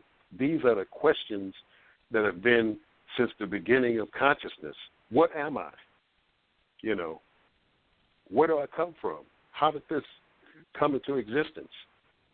People try to explain those things, but none of it mean nothing because don't nobody know. So we're all groping. So there's no grand poobahs that that are above somebody else. That's why when we say you start out with 5 grams with a sitter, that means somebody's there with you. That doesn't mean that they have to be in the same room with you, but they're just there if you get confused or you want to walk outside and walk down the middle of the street naked and tell somebody that you God or something like that. They're there to say, no, you can't walk down the middle of the street naked. You have to go back into bed. You took some mushrooms, so cool out. And those people have to be people of integrity, because you don't want men who are giving women mushrooms and then when they get in the middle of the trip they're going to show them their power and all that kind of stuff. I've been waiting to give you these mushrooms so I can show you my power, and here it is, that type of thing. And then on the other side of the trip, his morning is like, did I have sex with the guy watching me, or did I not have sex, or was I just tripping, or what? That type of thing. So that would be people in integrity. Our whole the way we do it, we don't have men watch women by themselves, and we don't have women watch men by themselves. Because under the influence of the mushroom, you may think Genghis Khan or something, and every woman on earth is yours. And she's standing there, she's 5'2", and he's 6'7". You got a problem. So we try to have men watching men, and women watching the women, if you can, more than one person. But, it doesn't have to be more than one person. But we try to keep it in this climate that we live in and exist in. We try to keep everything on the up and up because people can take advantage of people on these things. That's part of what's happening with the ayahuasca movement and things like that. Now, if it's your woman or your wife or your girlfriend or whatever, then you watch her. Stuff like that. But, just some woman who wants some mushrooms and, you're going to give her mushrooms and, introduce her to the multiverse. So, no. The sitter is just a sitter. They're not a guru. They're not a guide. They're not a shaman. They're not a spiritual medicine person. None of that. They're just a person who says, okay, you need some music or you need the lights on. I'm going to turn the lights on. I'm going to put on a little, Nat King Cole for you or, whatever your thing is, Wu-Tang Clan or whatever. But you ain't going to be that, you ain't going to be that opening up the portals and, having them descend into Hades and all that kind of stuff, and you talking a whole bunch of, esoteric jargon that, under the influence may sound real good. No, it's just a sitter. And you do that 3 times, 5 grams, 7 grams, 9 grams, those 3 times with a sitter. After 9 grams, if you feel confident, because this is just to give you confidence in yourself that you're not going to do anything crazy. Because mushrooms, DMT, stuff like that, don't change you. They don't take away the reality. They don't change you. You're still you. You know that, hey, if I step out on this roof and take a step off the edge of this roof, I'm going to fall and break my damn neck. So, no, that's stupid. Let me go in here and sit down someplace. So if you ain't crazy before you're taking the mushrooms, you won't be crazy when you're taking the mushrooms. If you ain't stupid while you're taking the mushrooms, before you had the mushrooms, mushrooms ain't going to make you stupid. Now, if you're stupid before you take the mushrooms, you can do stupid stuff on mushrooms. Wow. And you have to be responsible. You have to understand the laws of physics. You don't want to take a bunch of mushrooms and drive. Mushrooms and driving is not the thing you do. You don't want to take a bunch of mushrooms and sit on the edge of the cliff, because some people have navigational difficulties under the influence of mushrooms. So you don't want to be sitting there and slip off. That ain't the mushroom's fault that you slipped off the mountain and kill yourself. You slipped off the mountain and kill yourself because you're stupid, because you ain't supposed to be taking mushrooms sitting on the side of the doggone cliff.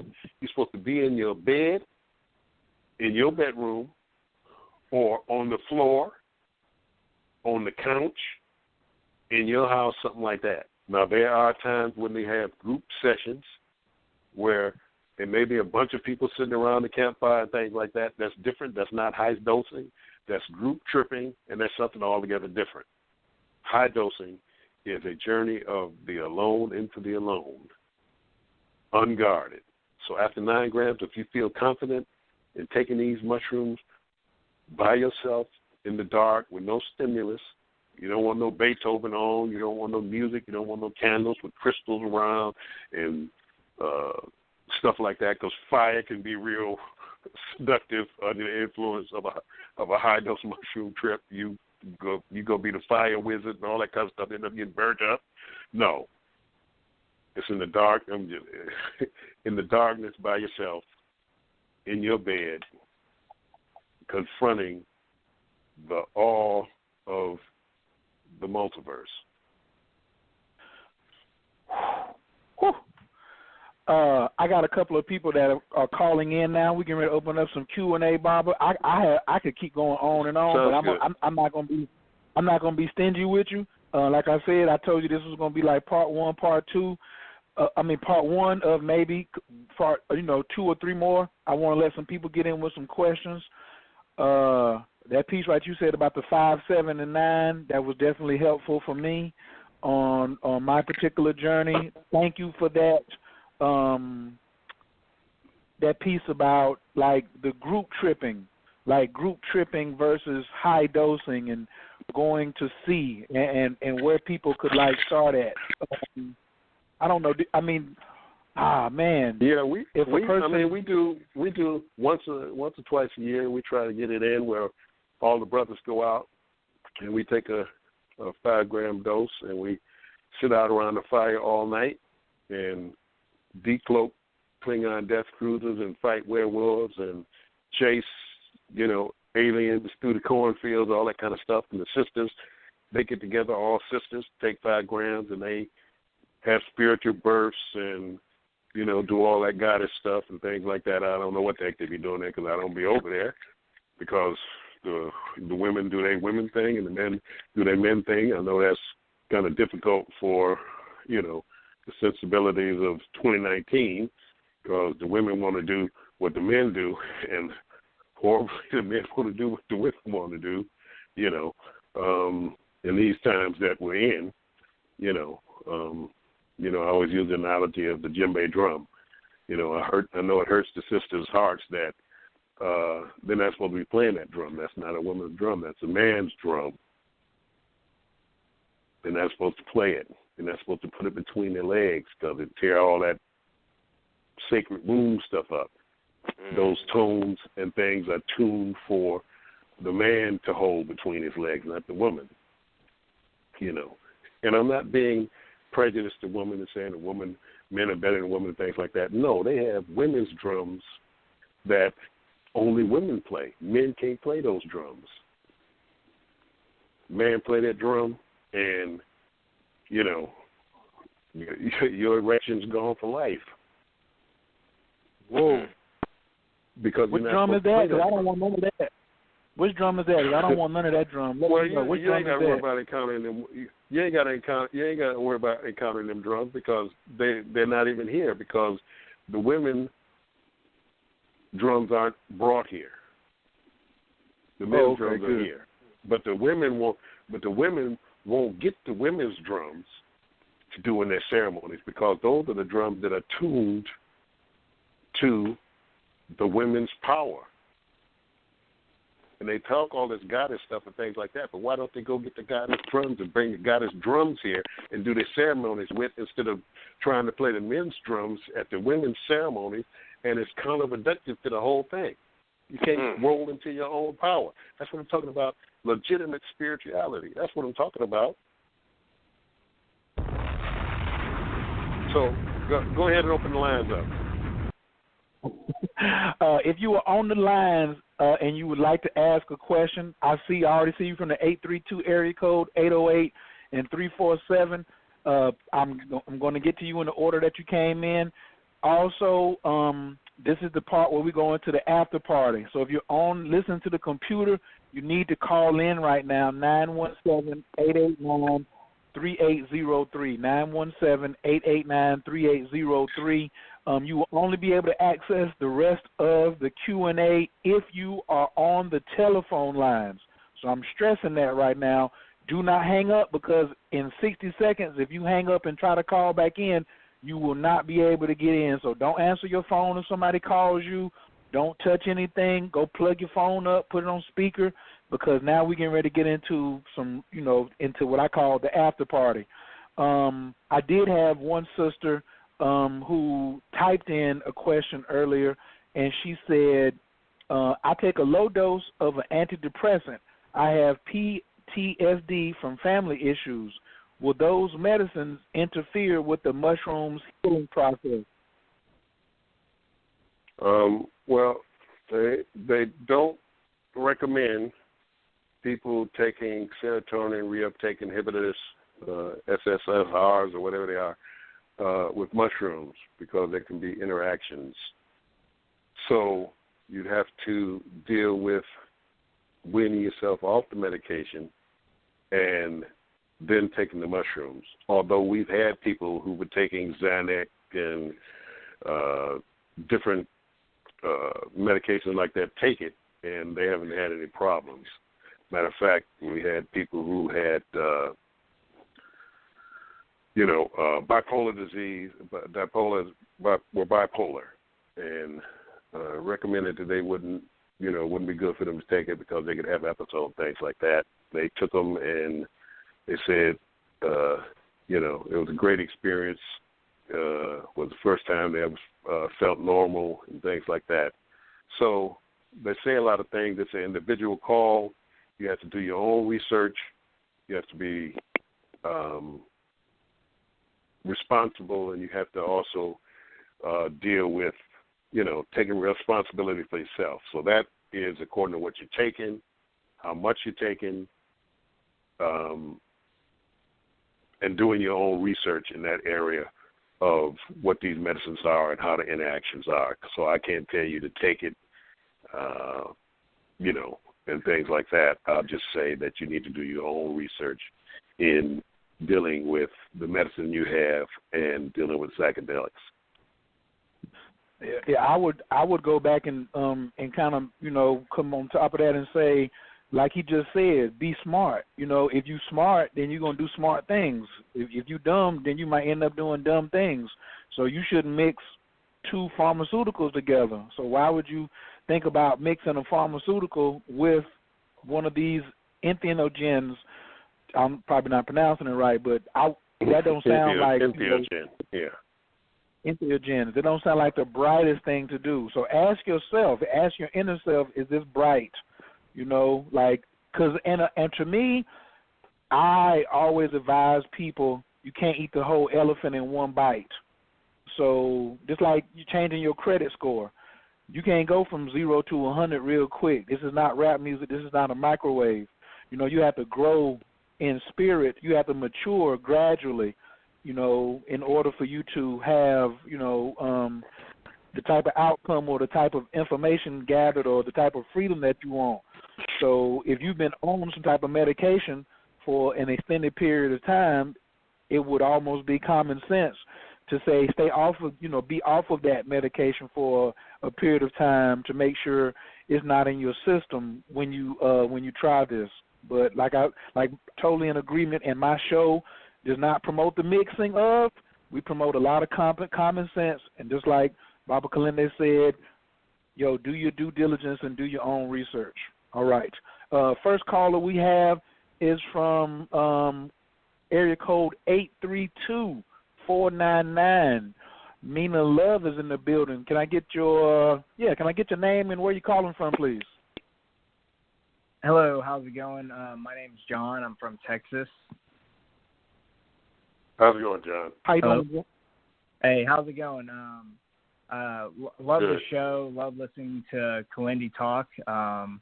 He's got a lot of information. A lot of people don't know about him. I've listened to a lot of your lectures. I have several questions, but if we only can get one in, that's okay. When you go into the macro and the microverse, what do you think the threshold dose is to get there? 15 grams? 9? Well, everybody physiologically is different, and what may be 10 for me, maybe 15 for you. What may be 15 for me, maybe 10 for you. That's why we say inch up on it, because it's not a race. We're not trying to be the person, jump into it. You can work into it gradually until you get access, and that's really what it's about. So if you go 2 grams at a time or 3 grams at a time, it's not a race. You can, you can take a year to get there. You can take 2 years to get there. Sometimes you'll go so far, and then you'll back down, because you may hit a snag in there somewhere where you have to say, whoa, that was a little too heavy for me. Maybe I better go back down to 9. So it's all about getting access to these realms, but you do it gradually, and you do it over time. How did you build up the courage to continue to go back to these realms?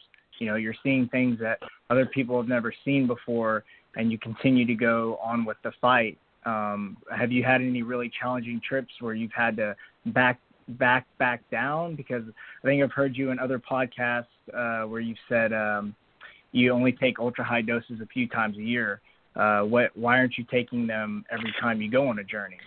Why sometimes 25? Why sometimes only 50, or not only 50, but 50 versus 25, or 30 versus 50, or et cetera? Why not continue to push the envelope every time? Well, it's a lot of factors in there. Sometimes you go in for different reasons. You don't have to go into certain places. You want to have access to, say, the transdimensional village. You don't have to take 40 grams to get to the transdimensional village. But if you're pushing the envelope into the newer realm as far as the consciousness is concerned, you take 40. And then sometimes I may not have 40 grams. I may only have 25. So, excuse me. I may only have 25 grams, so that's what I'll take. I know what I'll get with 25, and I don't have 40. But, so only a couple of 2 or 3 times a year I'll take the ultra high doses, and then once a year I'll push it into the next realm. I was supposed to do 50 grams before 2018 was out, and all through December, I was saying, well, I'm going to do it this weekend. No, I'm not going to do it this weekend. I'll do it next weekend. So, yeah, I'm in 2019 waiting to do my 50 grams. So I'll get it done in the next several months or so. Popcorn bucket. How many grams did you recently take? Oh, well, I mean, I've done my most recent was 40. 40, okay. 40 grams. So that was recent. Yeah, that was like a grams. week ago, I think. Okay. Awesome. Oh, you mean that? You mean that bowl that I had on Instagram? Yeah, you had the popcorn bowl. Oh yeah, no, that was, I don't know how much that was. That was just a exhibition to show people that it's time to get in. In other words, if you aren't in, absolutely. You need to get in. You need to get in. You need to get in the fight with us. To move forward, because this this artificial intelligence that's loose on the land is much further than people understand. They're still thinking that it's not actualized yet. That because Ray Kurzweil and others are saying, well, we'll reach a point where artificial intelligence breaches human intelligence by 2028 or 2035, and even if you go, different people saying, well, in 100 years and things like that, and these people are supposed to be the experts, but no, that artificial intelligence is already actualized. It's already embedded in the internet. It's moving into products now with the 5G coming online this year. Like I said, 2 weeks ago, AT&T came online with the 5G internet, and the 5G phones are coming out, as we speak. They'll be coming out in the next month or so. Different companies will be starting. Apple won't do its 5G phone till 2020 unless they're just pulling, trying to pull some skullduggery, and we'll pull it out at their next meeting. But, we have to get in this, and we have to get in it hard if we're going to be able to get current with artificial intelligence before it gets too big to handle, because it's exponentiating, like I said, about AlphaGo and Alpha 1, with the whole thing with the Go. That's in every area. This thing has suppressed human intelligence in every area, specifically that it's in. And now that it's blockchained at the speed of light, it can access different things. If it wants to play chess, it can play chess, because all the AI has to do is access the chess portion of its, access the portion that plays Go. All of this at the speed of, at the speed of light. If it wants to access your car, it can access your car. If it wants to talk to your refrigerator, it can talk to your refrigerator. If it wants to charge you for the water you flush down your toilet, it will charge you for the water you flush down your toilet. So it can access all these different things simultaneously with everything it's connected to on Earth, because there's smart dust, nanoparticles that are not only in the atmosphere, but also they're bonding with the pavement and ground, every blade of grass, inside your lungs, sitting on your eyeballs. All of that kind of stuff is what's being pushed forward into the right now, not 10 years from now or 2028, but right now, these things are being done. So wow. Get in the fight. That's awesome. Oh, I'm in the fight. I actually have a transdimensional crystal that I ordered from you, so I haven't been able to access the maps yet, but I'm hoping to get there. Like you said, it's not a race, but sooner than later. No, it's not a race. Yep. Just hang in there and do it, like I said, responsibly and gradually, and we'll all be there, all be in the fight, as I was saying. You have a good evening. Awesome. Thank you for talking to me. Thank you for having me on the show. Absolutely. Thank you, Ray. Appreciate it. Peace. Thanks a lot for down there in Texas. Peace. Ray brought up a really good point. Still got another person on the line, but I wanted to ask a small question. What are the lengths in between a person taking their dosage? So should I do 5 grams on Monday, 7 grams on Wednesday, and then 9 grams on Saturday? Or should there be a respite period in between, and why or why not? Well, the thing is that if you take it too often, it will diminish the effects. In other words, you can't take it 5 on Monday, 7 on Wednesday, and 9 on Saturday, because by the time Saturday comes, you won't feel anything. You have to put a couple of weeks in between your trips to get the best bang for your buck. In other words, you want to put 2 weeks in between your trips. But most people will try to get a cycle going. You want to do it like maybe if you did it once a month or once every 6 weeks. These are things that people do.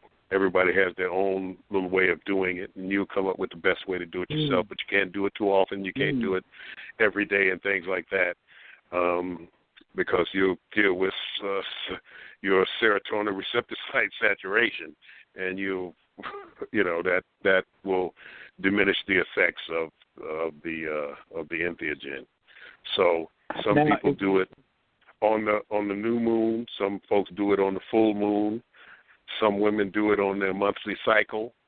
Those type of things. So everybody is different, and you'll find your way over time. But you can't do it too often. You can't do it, Monday, Wednesday, or Friday, stuff like that. And you won't want to either.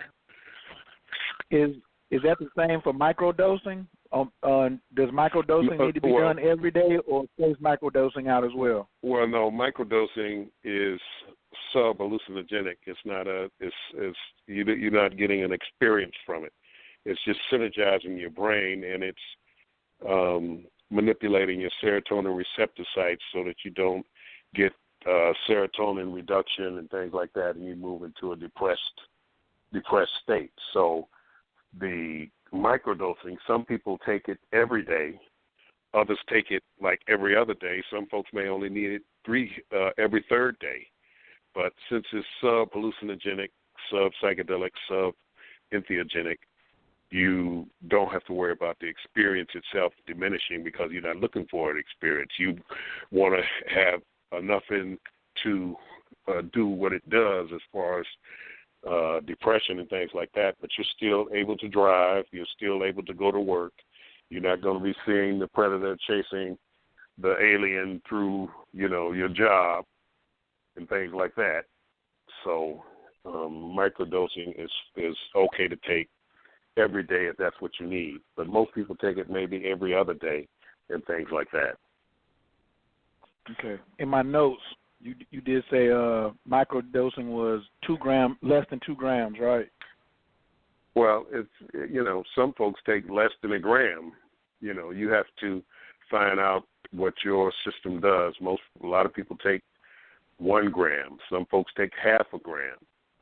Some folks, because when you start getting into 2 grams and stuff like that, stuff's gonna start moving around. The walls are gonna be undulating and things like that, and the carpet pile is going to be moving and all that kind of stuff. And you go into 3, it's a little more. So you're thinking 1 gram, maybe 1.5 gram, things like that for microdosing.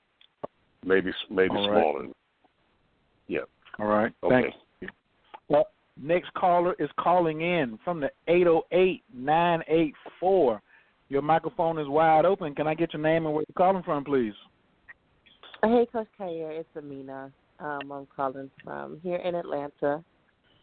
And a lot of my questions were actually answered, but I did have one question. I heard you talking about cooking the shrooms. And in Hawaii, we do a lot of harvesting behind the cows. And so I'm now wondering if the whole time we've been doing it all wrong. Could you just explain to me, like, when you say, are you just talking about dehydration, or like at a certain temperature, or am I missing something? Because we have so many. No. Well, you can try the mushrooms. That's will help if there's any bacteria to kill the bacteria. When I said cook your mushrooms, I meant mushrooms that you eat and things like that for, like portobellos and butt mushrooms and that kind of thing. For the regular mushrooms, I've eaten raw mushrooms right off the cow pies in Hawaii on the island of Maui, right outside of Hana Ranch, right outside of Hana. Back in the day when my dreads were long and I was walking around naked eating papayas and star fruit and chamoy and stuff like that. But you want to dry the mushrooms. You can air dry. You can air dry them. You can dry them in a fruit dehydrator. You can use desiccant, any of those things, to dry the mushrooms, so that you have them in a way that you can store them and preserve them. But so cook your mushrooms. But the hallucinogenic mushrooms, I've eaten them straight off the cow pies, out in the cow pastures, out in the field. I've done that before. But you want to dry them to preserve them. Okay. And then my other question was, so I was listening to tonight and then also before I had actually found you, so I was really excited when I saw that Coach was going to have you on the show tonight. I appreciate the explanation about the levels, getting to a high dosage and waiting till you trust. But I just want to make sure that I'm hearing you correctly. And when you say, so we're doing something like the 5, 7, the 9, and then after that, there's not as much of a need for the baby steps, I'm not sure what that's the word. Well, the thing is that, see, when you have another person there, you get caught up into their energy and their trip. You always, if someone's there, you always have your mask on. I'll give you an example like this.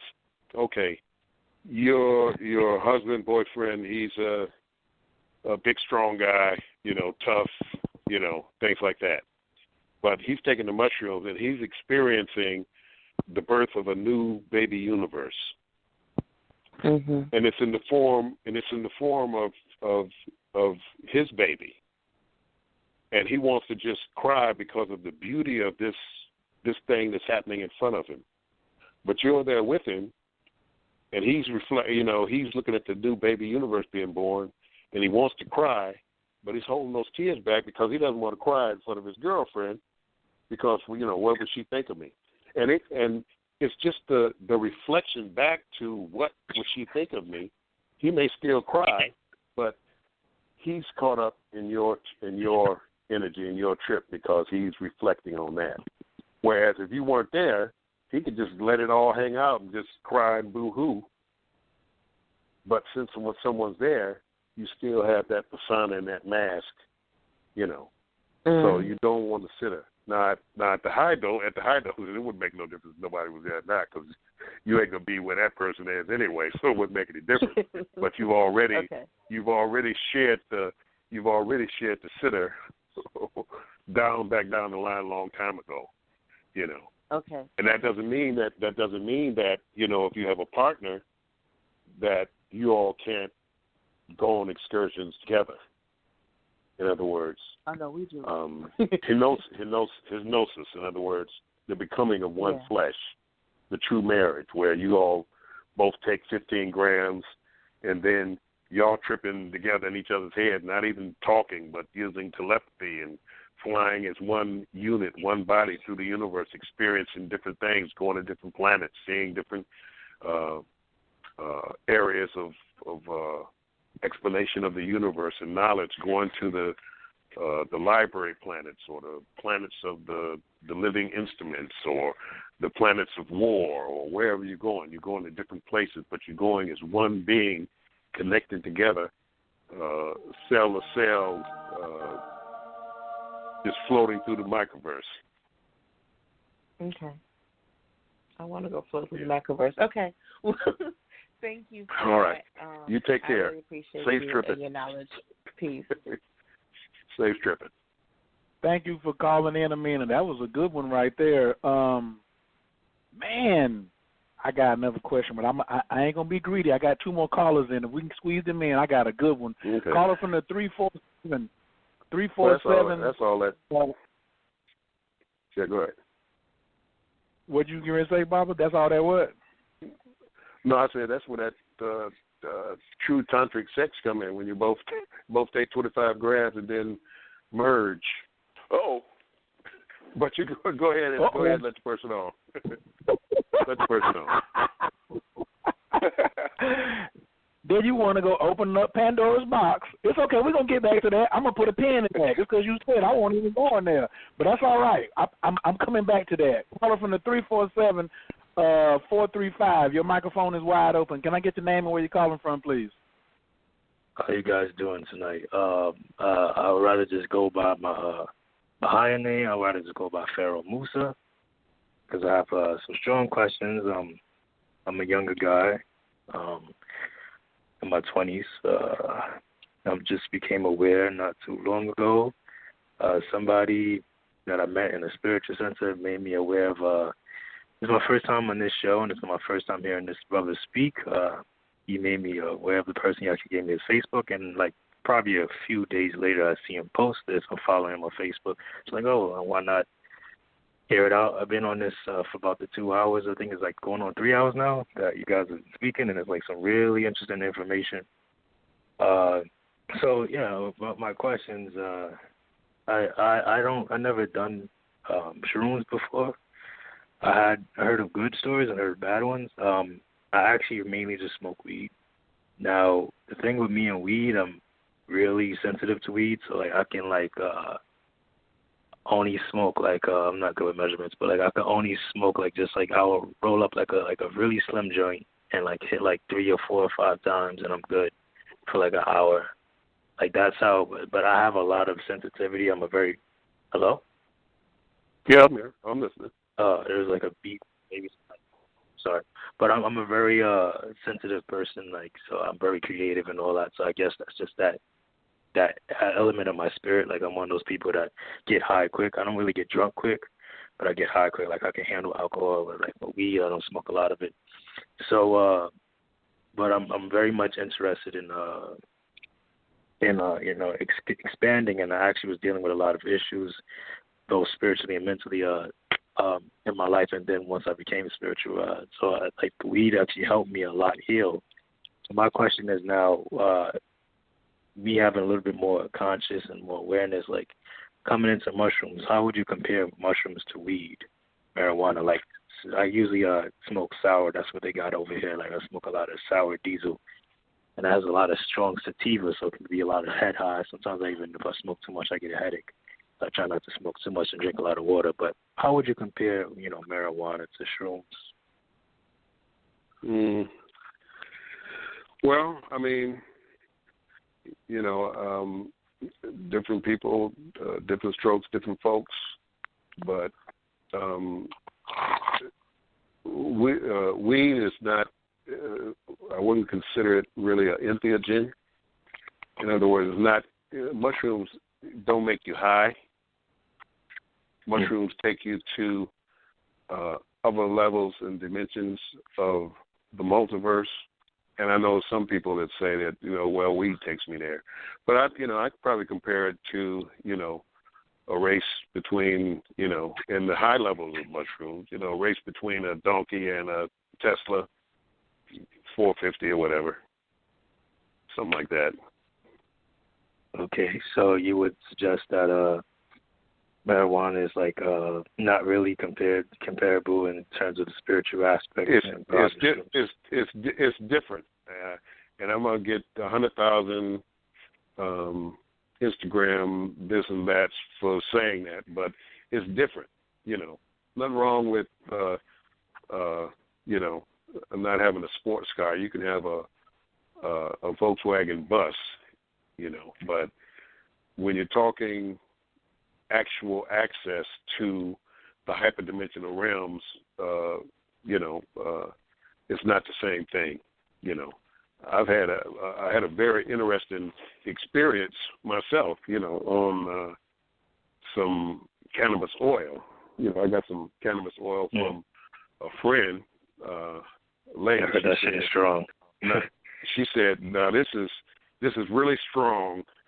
Just take a quarter of a teaspoon of this stuff, because it's really strong, you know." And I'm saying, well, I'm the mushroom man. I do mushrooms. I go through the multiverse and stuff like that. So I put it, you know, because I was trying to take it for pain in my wrist, because I hurt my wrist. Mm-hmm. And so I put it away for a couple of weeks. I forgot about it. My wrist was hurting. I said, oh, yeah, I got the cannabis oil thing, and I just swigged it, you know. Wow. And I said, you know, okay, well. And then I went on with my day and left. And throughout the day, I forgot I had taken this cannabis oil. And I'm riding back home, and I'm going down the freeway. You know, it's like 4 hours later, because it took a while for it to kick in. And it's like 4 hours later, and I'm riding down the freeway. I'm doing like 20 miles an hour. I'm like, why are these people driving so fast? You know, these cars look like they're moving 200 miles an hour. And I'm riding down the freeway, and I'm doing like 20 miles an hour, and I don't know I'm doing 20 miles an hour. It took me like, you know, it was like 15 minutes to get home. It took me like 40 minutes to get home because this cannabis oil that kicked in the middle of this thing. You know what I'm saying? And I'm not knowing why. I get back and look at the bottle. I say, I know what it is. I drunk that doggone cannabis oil. So it could be like that. But mushrooms is a whole order of magnitude different than the cannabis. Yeah, it definitely seems mushrooms is more like spiritual, and weed is more the most like body and mental, you know. We can be spiritual. We can be spiritual also, but it's just different. It's an experience. You have to experience to know the difference between the two. And, you know, I'm sure at some point as you do your research and you move through these areas that you'll get your chance to understand and see the difference between those two things. You know, because even between what they call true entheogens, there's a lot of difference. You know, salvia divinorum. You know, iboga or ibogaine. You know, the different cactuses. You know, mescaline inside of the cactuses. You know, so all of these different things take you different. Jimson weed. You know, datura. You know, all these things are different, and they'll take you to different places, different ways. I see. Now, I have two more questions. This next question is, I'm a very honest person. This next question is pretty direct, and it's just out of curiosity, me being like a younger guy, like, you know, having a strong heart and seeing what's going on, being aware more than people around my age. So I came to this conclusion that, I'm pretty sure everybody knows this in the back of their mind, maybe don't bring it up, but it seems that if someone was to master mushrooms, or let alone just master astral projection, that someone can actually utilize it to, you know, go about their will. Now, my idea is that, you know, even connecting to what you was talking about, how we live in a very live in a system, and it's owned and run by who it's owned and run by. My idea is that despite that, we are in a very strong paradigmatic shift phase, and it's both physical and mental. Like, you know, you still exist through your perspective, yet it seems like we're very subjectified. Now, I'm aware of a lot of things about how in the higher ups of this so-called pyramid that houses this like lower vibratory fractal, you got people that's like, into some sick shit. So, like, you know, I always like the idea of me just being so smart and aware of the things I'm capable of doing, despite where I'm at now and how old I am. It's like my mind kind of triggered a warrior in me. And I wonder, like, you know, we don't really need those people to preserve even some of the levels of things that we even indulge in. So it's like their existence is really, they're just feeding off of us. And I'm aware of how it's starting to get bad, where a lot of the human trafficking is related to a lot of these ideas. Forget about organs. A lot of black kids getting their organs taken from them.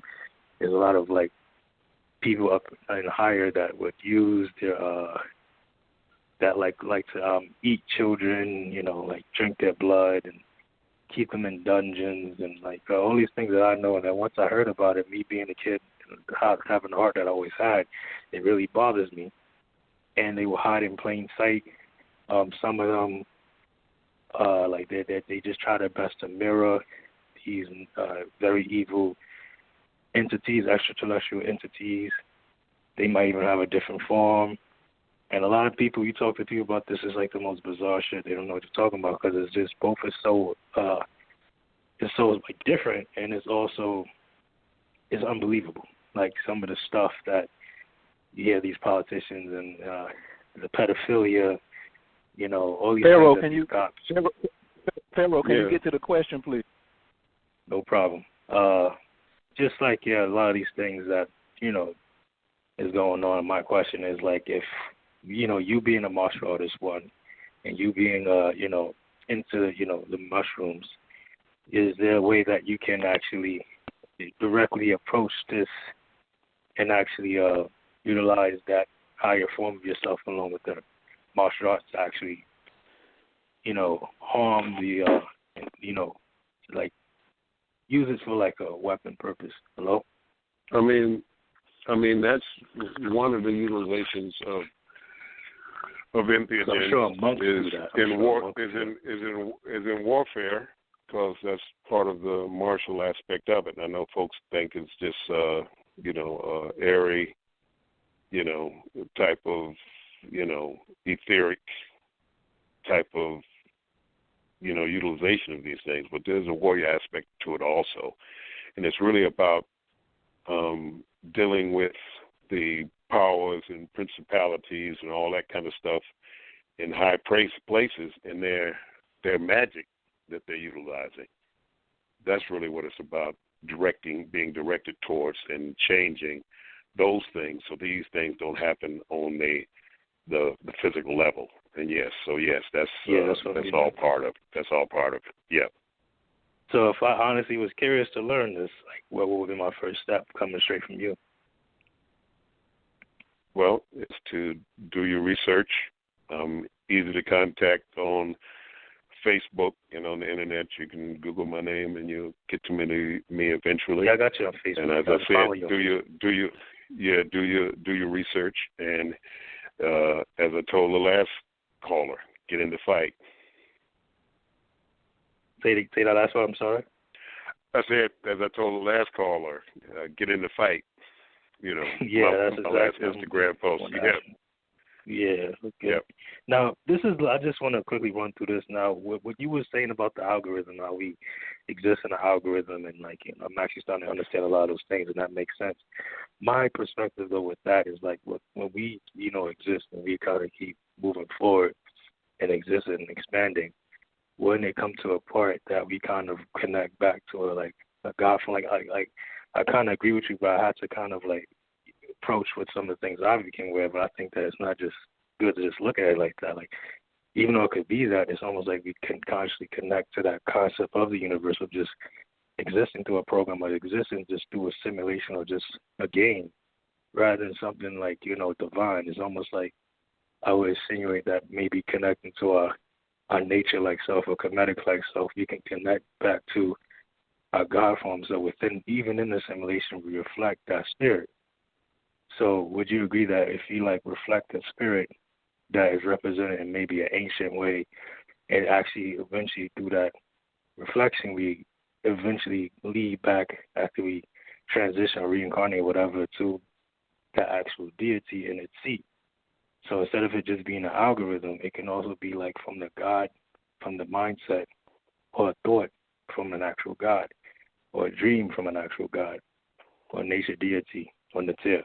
That's my perspective, despite whatever it can also be.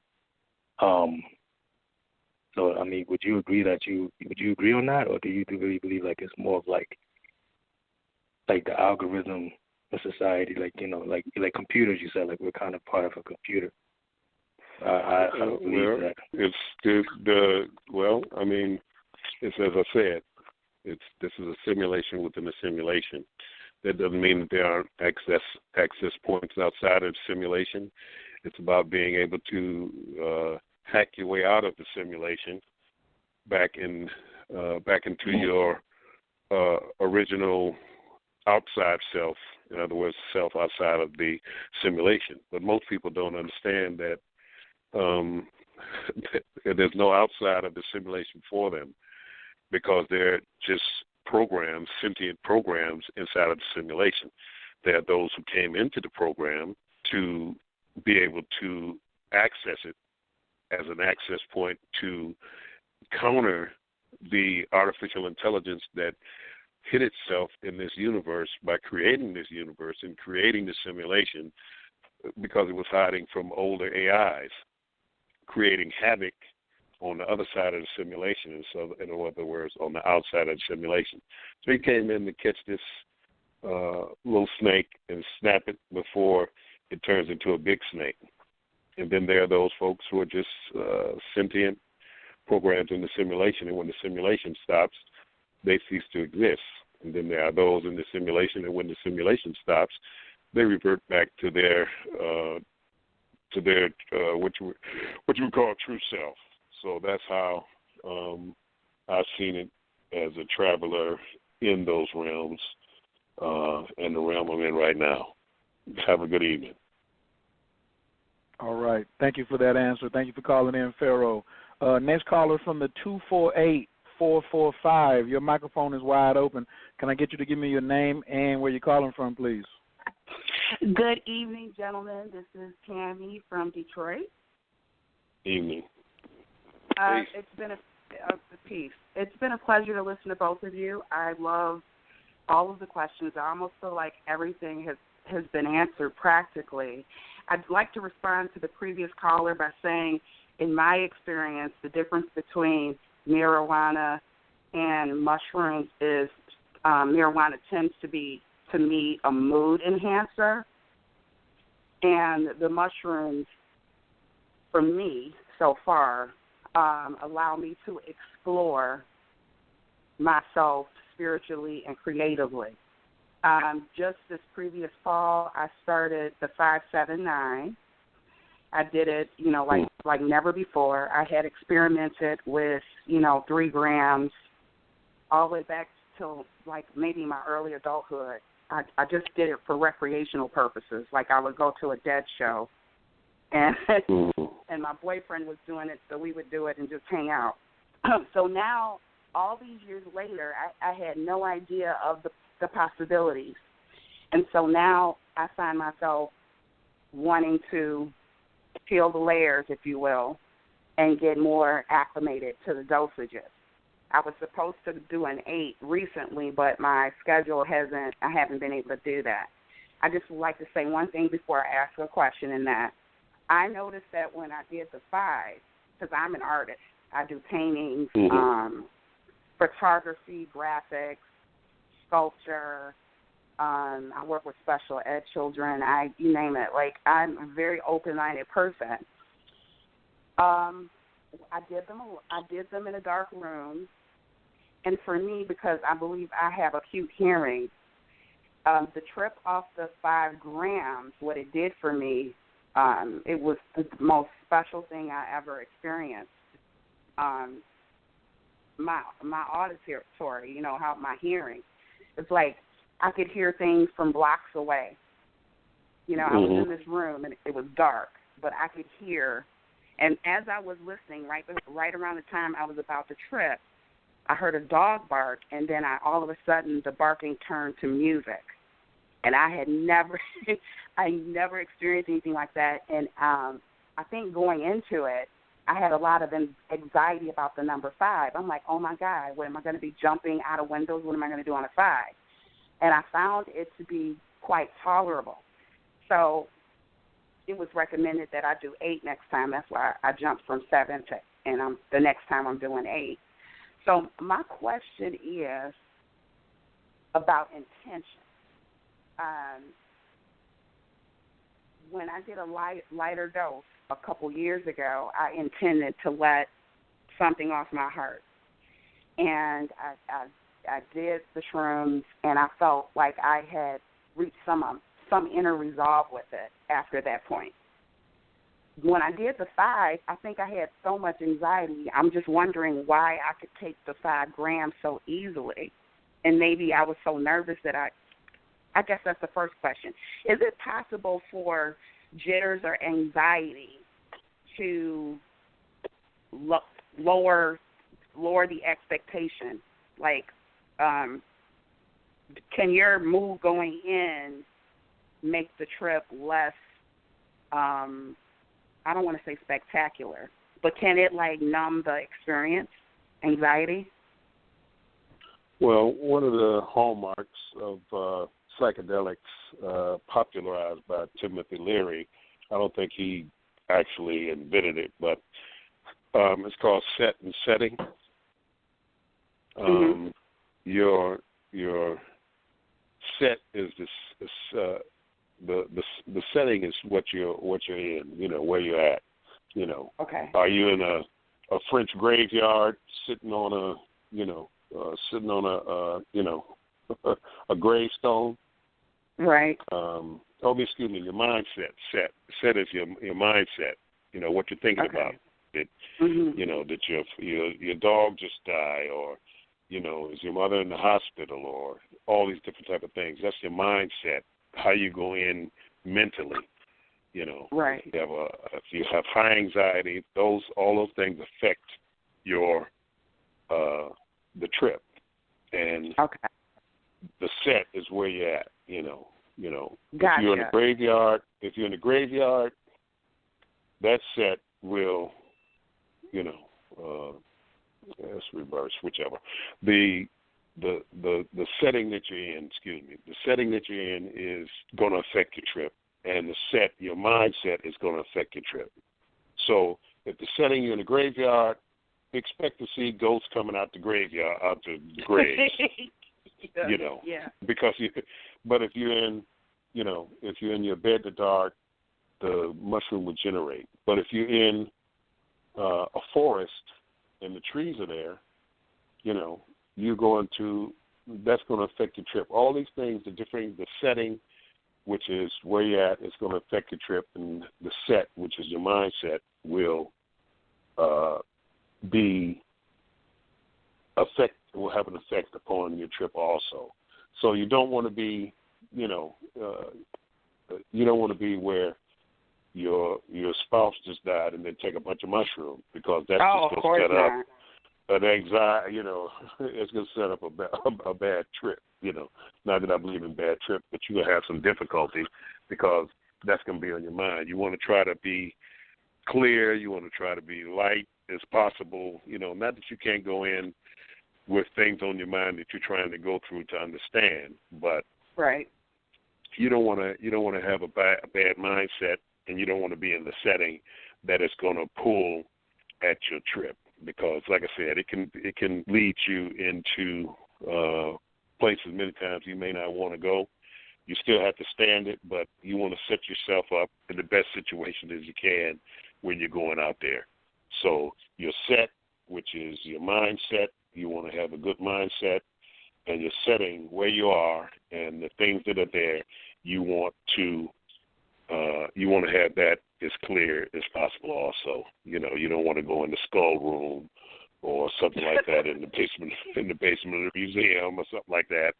You know, because a friend of mine, he took a bunch of acid, and he was in he was stuck in the French graveyard, and stuff was coming up all out the ground, and, you know, thriller-like and stuff like that.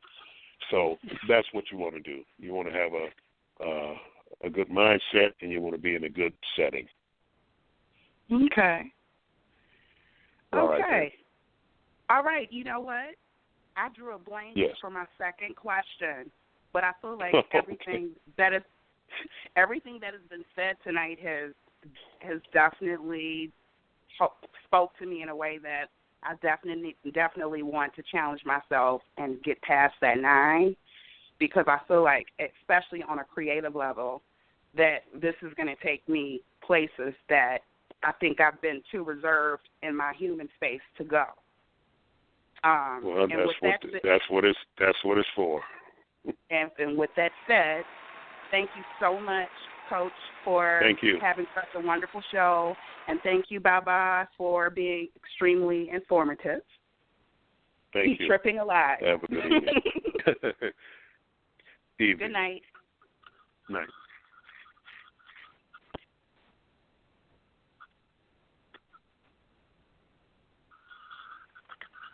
Everybody still there? I'm still. Oh, yeah. Oh, okay. I had it on mute. My fault. I just want to say big shouts out to Candy for that alley-oop that she tossed about, like, the setting, you know, and I think that you were also talking about earlier the different time aspects. And so me, like, my last trip was I call it my third official trip because I had a dud trip that I just don't count. Ain't nothing happened. You know what I'm saying? I don't know where he got those from, you know what I mean, or whatever, but it did not go down. So, but we decided to go on, full moon was just entering into Cancer. So it was a full moon in Cancer. Sun was in Capricorn. So there was this big polarity of energy. We just came in and, I mean, it was like totally amazing. And then the next day when I woke up and, you know, just came out my slumber, I went on Instagram, and that was the exact same day that you had posted the bowl. And I was like, look at him. He was right there with me last night. That's how and then I called Firewater and started talking to him. And then we started talking about the grid. And I was just like, man, what's the chances of him, you know, having that bowl saying, come on and get in the fight. And at that time, that was my highest dosage, you know, on the full moon.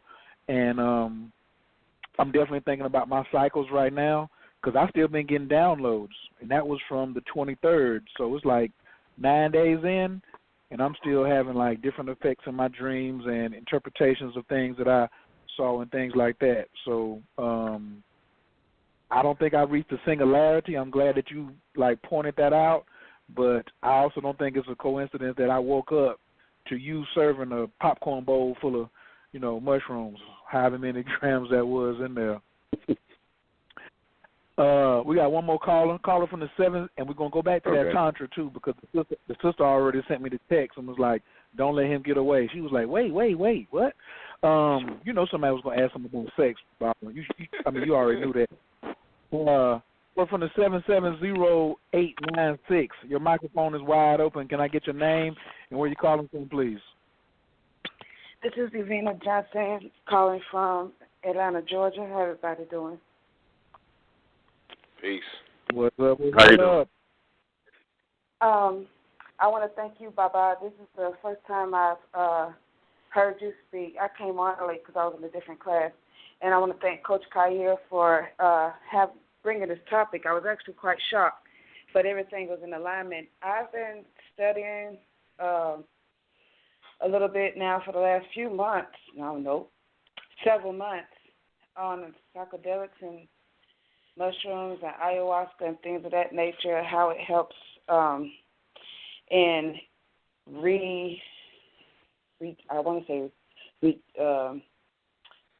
rejuvenate or help reprogram or recentralize, as you state, mental conditions and other physical, like mental or bodily conditions, and to be able to lure outside of this realm and this world.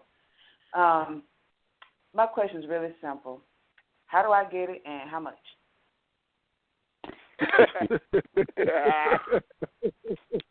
Well,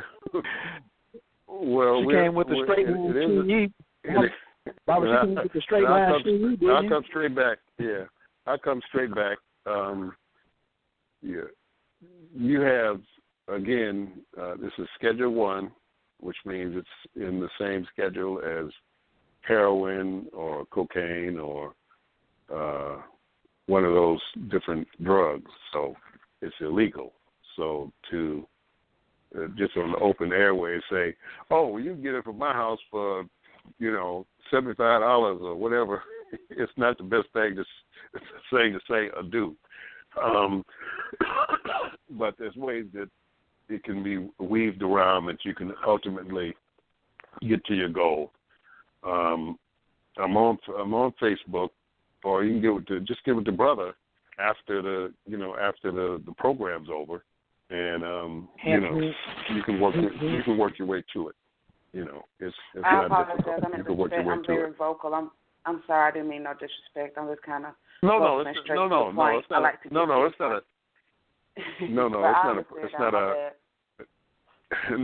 it's not a problem. You know, the thing is that I'm really I'm out here, and one time I was in Australia, they hemmed me up, Interpol, the Australian secret police, and different factions and things like that, because I'm very vocal in this arena, and because it's something that we need. That's something that would be nice for us to do for our spiritual development. No, this is a battle of epic proportions that spans time older than this universe in a extra-dimensional battle that's been going on for billions and billions of years. And we're prominent in dealing with this. Now, as I said before, we have beautiful places, we have wonderful things that we experience and do, and then there's the other side. There's both sides to this thing. And as high as you go, it's still there. So the thing is that, as I said, get with brother after the hang up and things like that, and we'll weave you around into what you need to do to get to the place that you want to get to. Over the river and go to the west. I get it. Thank you. And you can get me on Facebook and Instagram. Just put my name in, because I don't use no alias name and like that. Kilindi Iyi, or Baba Kilindi, or Hati Kilindi. You'll get to me eventually. Or check your Facebook inbox that I just sent you, and you all good. Appreciate you, brother. I appreciate you, Coach, and I appreciate you, brother, for the information. Y'all have a great night. Have a good evening. You too. Have a good evening, sis. All right. We got 6 minutes before this thing cuts us off automatically. Barbara, please let people know how they can get in contact with you if you want them to. I know you just said you got a Facebook inbox. Y'all, he don't have a lot of followers on Instagram. Go over there and follow him on Instagram, Kilindi. Is that right? Yep. Kilindi Iyi. You can get me on Instagram. It's harder to get me on Facebook, but you can weave your way around through it. Kilindi Iyi. You can Google me and you can get to me also. My email is kilindi@hotmail.com. That's KILINDI @hotmail.com. So you can get to me either of those ways, And I thank everybody for coming on the show and the questions. And like you said, this is only part one. We're going to do part two and part three, and we can go deeper. We can go into the older systems, before the Younger Dryas, and, be able to talk about that, the reasons why things are as far as the world is concerned, what cataclysms happen, because at the temple of Ep-1 in Egypt, the Ep-1 building text talks about the actual, flooding of the earth and things like that, why Africa and Central and East Africa wasn't affected as much. It was affected in climate.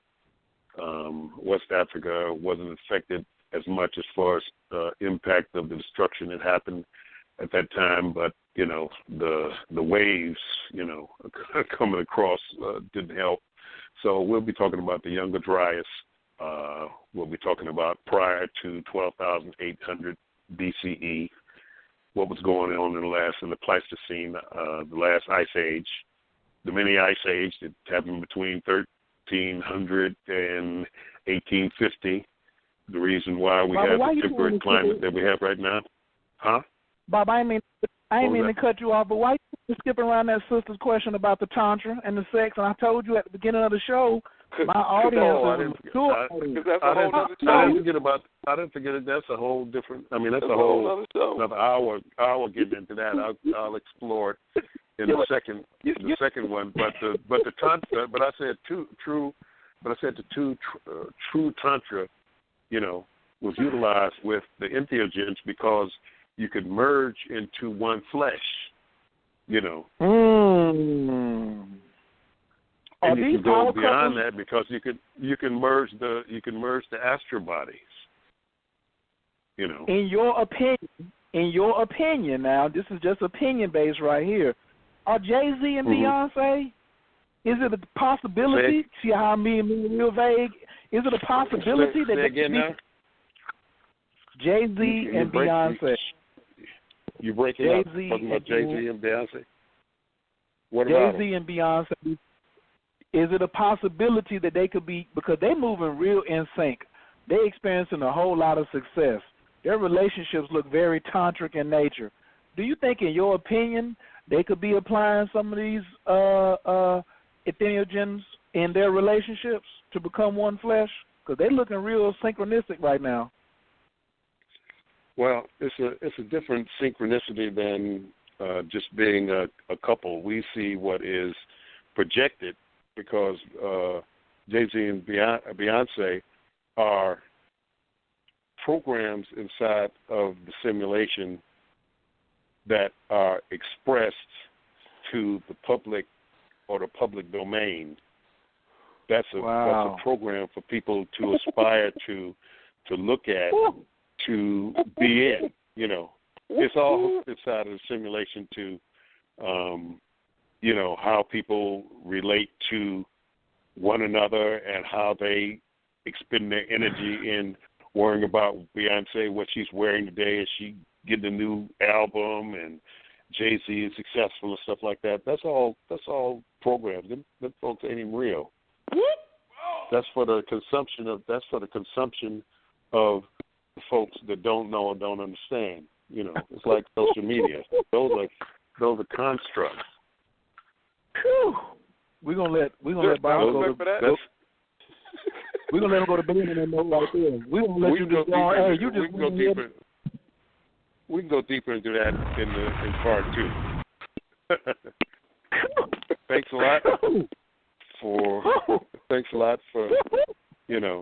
But once you'll start seeing. That's why they said, Jay-Z's eyes start shifting. They start reptilian and all different kind of stuff because all of those people are programs in the matrix.